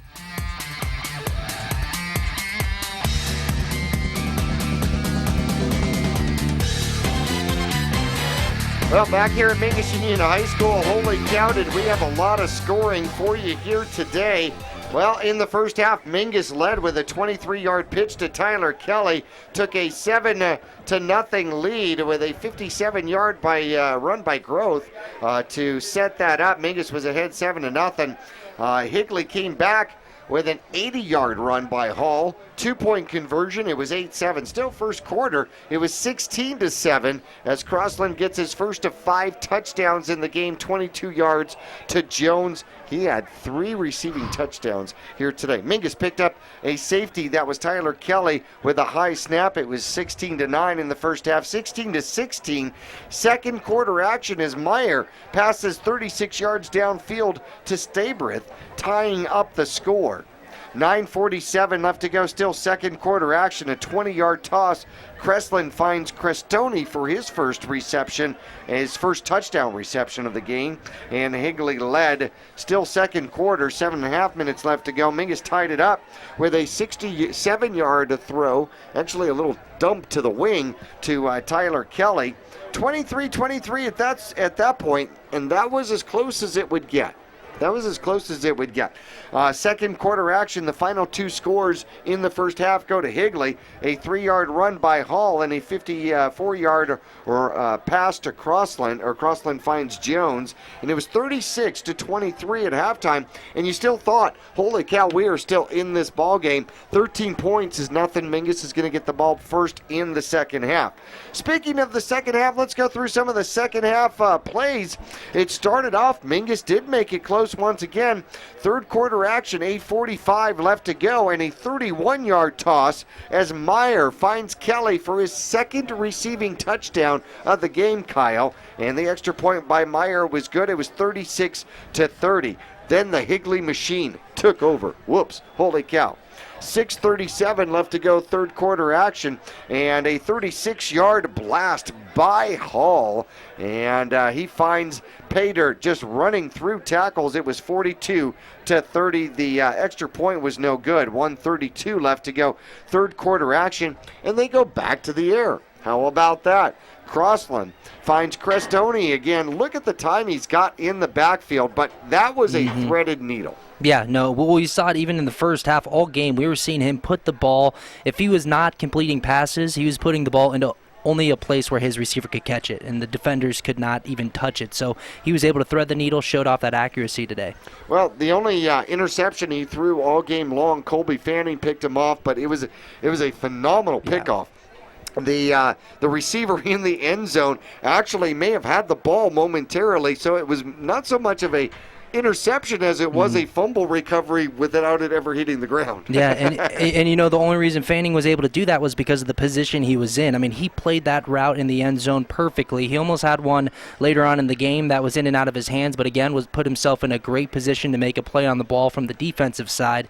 And and we had a couple sacks in the game as well, but Fanning set the tone with that interception early on.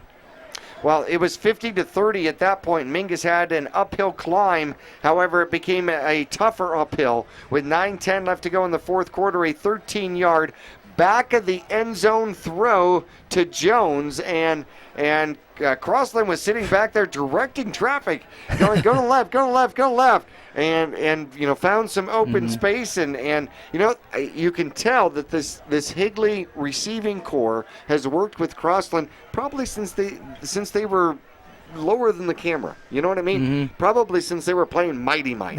Well, they definitely had that chemistry, that good chemistry. And last year, you know, we saw the numbers. We talked about the numbers last year from Crossland. So he had that connection with his receivers last year as well. But right there, he had all the time in the world, and he was just directing traffic, and receivers were trying to find an open space. Well, Hall puts an exclamation point on an already fantastic rushing game with 6:05 left to go in the fourth quarter. A 91-yard breakaway. Comes to the near side, and he breaks one tackle. That's 2 down the sideline. That's 3. There's 4. There should be a 5th here somewhere as Lucas almost gets him right there and into the end zone. So Hall, 91-yard breakaway. The extra point was good by Roble, and it was 63-30.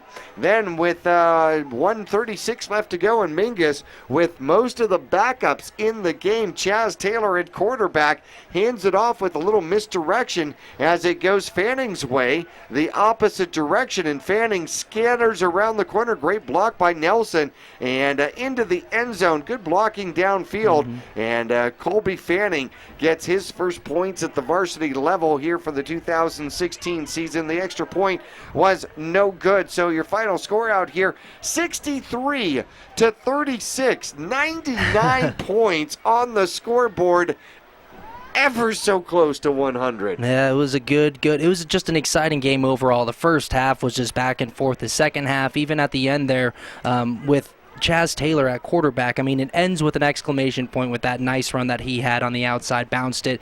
You know, maybe should have went out of bounds there. He decided to cut it back in, but for that young man right there, a great way to end his first game here, you know, as a sophomore playing varsity. But, you know, the Higley offense was just so much. They were firing on all cylinders. You had Hall running the ball extremely well, and then you had Crossland putting it up in the air to Jones. And, I mean, just the weapons that they have on that offense, when they're clicking on all cylinders, it's something pretty impressive to watch. Well, you look at both squads, and I'll tell you what, there are plenty of ingredients in the kitchen. There are plenty of ingredients in the kitchen, and the coaching staff for both of these squads going to be able to knead those ingredients together, and they're going to cook up something pretty phenomenal. I guarantee you, both these teams are still looking long term here, and they know that both of these teams are going to have a lot of wins under their belt as you get through the course of the season. Well, we're going to take a break. When we come back, we're going to look at some of the individual stats here for both the Higley Knights and the Mingus Marauders here as the post game will continue on the flip side after this.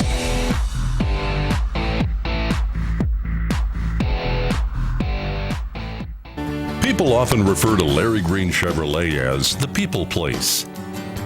Keeping that reputation is a priority in the community and with every customer that comes through the door. If you're on the market for a new or pre-owned car, truck, van, or SUV, you'll find their selection extensive and their sales team professional and courteous. You can also count on excellent after-sales service. Visit Larry Green Chevrolet on Highway 260 next to Walmart in Cottonwood.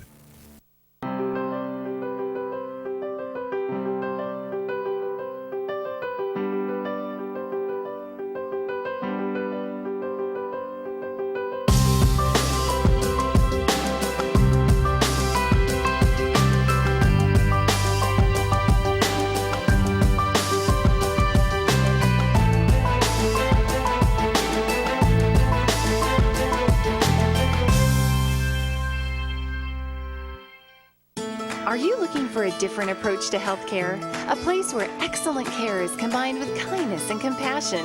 If so, welcome to Spectrum. At Spectrum, our approach to healthcare is positively different. From primary care to pediatrics, our staff is dedicated to one thing: you. As a leader in integrated care in Arizona, we treat the whole person because we think everyone deserves to feel better. Spectrum Healthcare, for mind, for body, for all of you. Cheerleading, tumbling, gymnastics. We are Flip City Gym. We have classes for boys and girls of all ages and skill levels. Flip City Gym offers competitive co-ed cheerleading with world champion coaches. Ask about tumbling and gymnastics. Or our health and fitness-based academic preschool. The only one of its kind in northern Arizona. Enjoy open gym Fridays and Saturdays. Stop by for your free class or find out more at flipcitygym.org. Taylor Waste has been voted the #1 residential garbage service 13 years in a row in Cottonwood and 9 years in a row in Sedona. Why? Because Taylor Waste always offers dependable and efficient garbage service and clean, eco-friendly curbside recycling and positive customer service. Taylor Waste offers a separate recycling container, and our recycling program is clean rather than commingled with garbage. To start service, call your locally owned Taylor Waste, dedicated to providing service tailored to your needs. Since 1993, Rice Accounting has been assisting Verde Valley residents with their tax returns. A proud part of the National Jackson Hewitt Tax Service, Rice Accounting can prepare all state and federal returns. They can file electronically or prepare paper returns. They're open year-round to assist you with personal and business taxes, quarterlies, payroll, and account services. Please come on in to Rice Accounting Jackson Hewitt Tax Service. We're open year-round for all of your taxing needs. Thank you.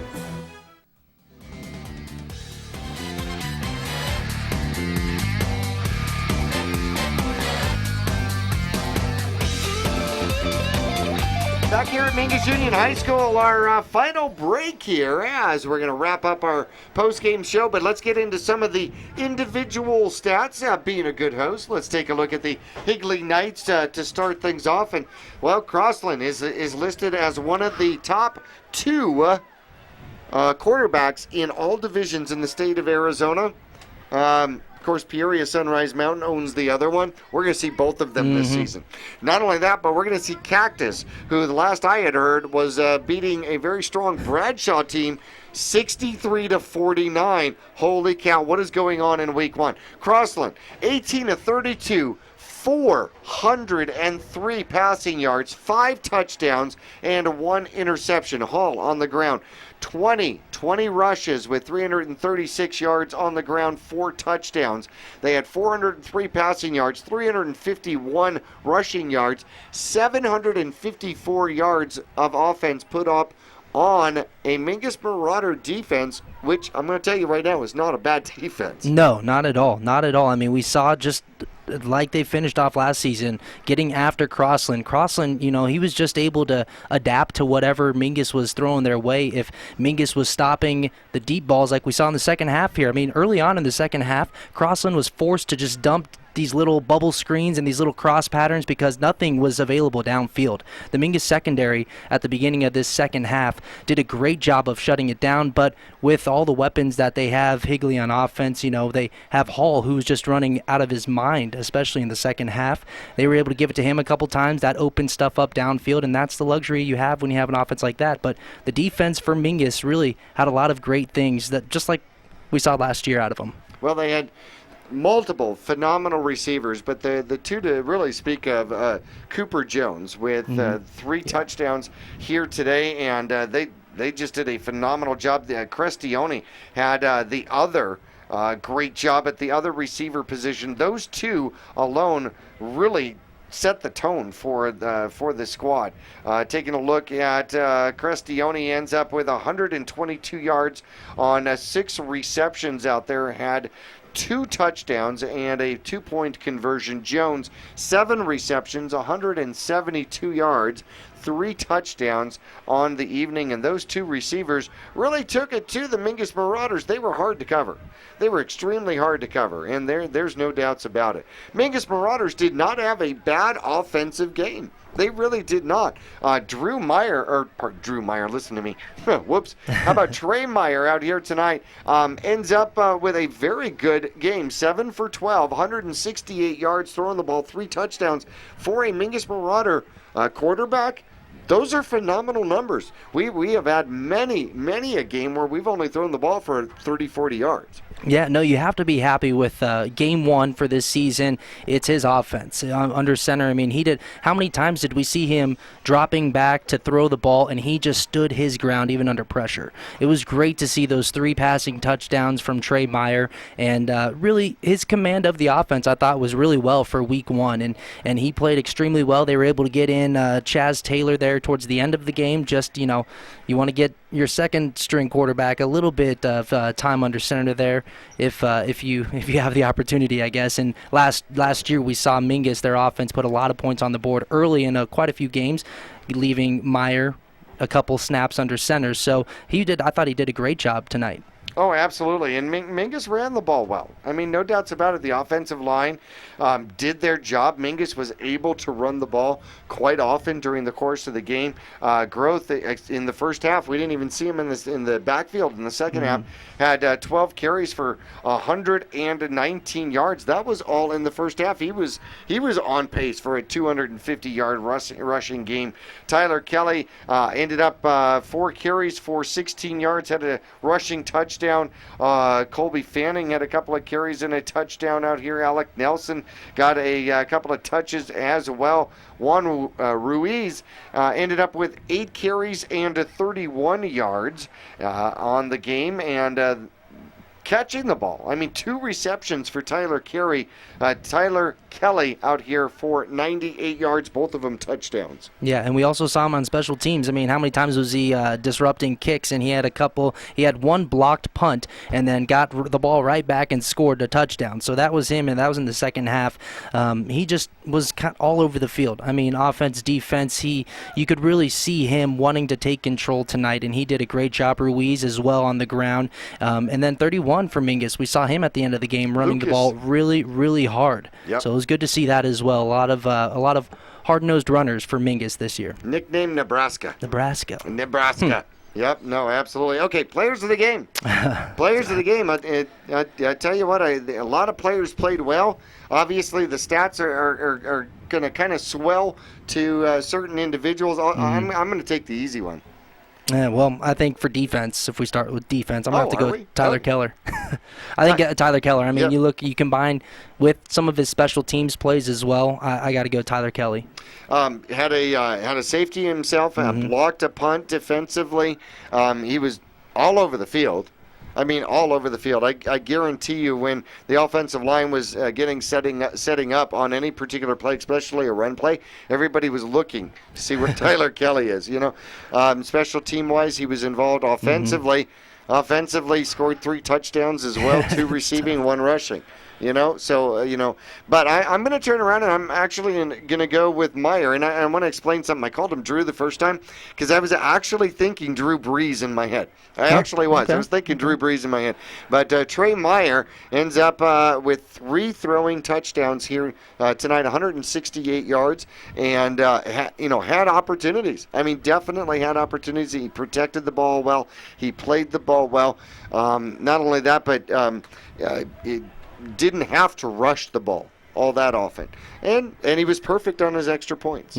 Perfect on his extra points here tonight. So Mingus Marauders fall here in Game 1 of the 2016 season. We're going to have all the action here for you on KYBC AM 1696.3 FM, as well as Verde Valley TV, the replays. You're going to find them at vvtv.com. You can find out all the listing times. And Cable 1, Channel 56, and Suddenlink Channel 2, your home for Mingus Marauder football. Well, the Mingus Marauders fall out here tonight by a score. What was our final score? 63 to 36. No, 42, right? No, did we get to? No, 36. 36. 63 to 36 here tonight. The Mingus Marauders fall in game 1. They will be 0-1. We will be on the road next Friday night to go visit the Falcons.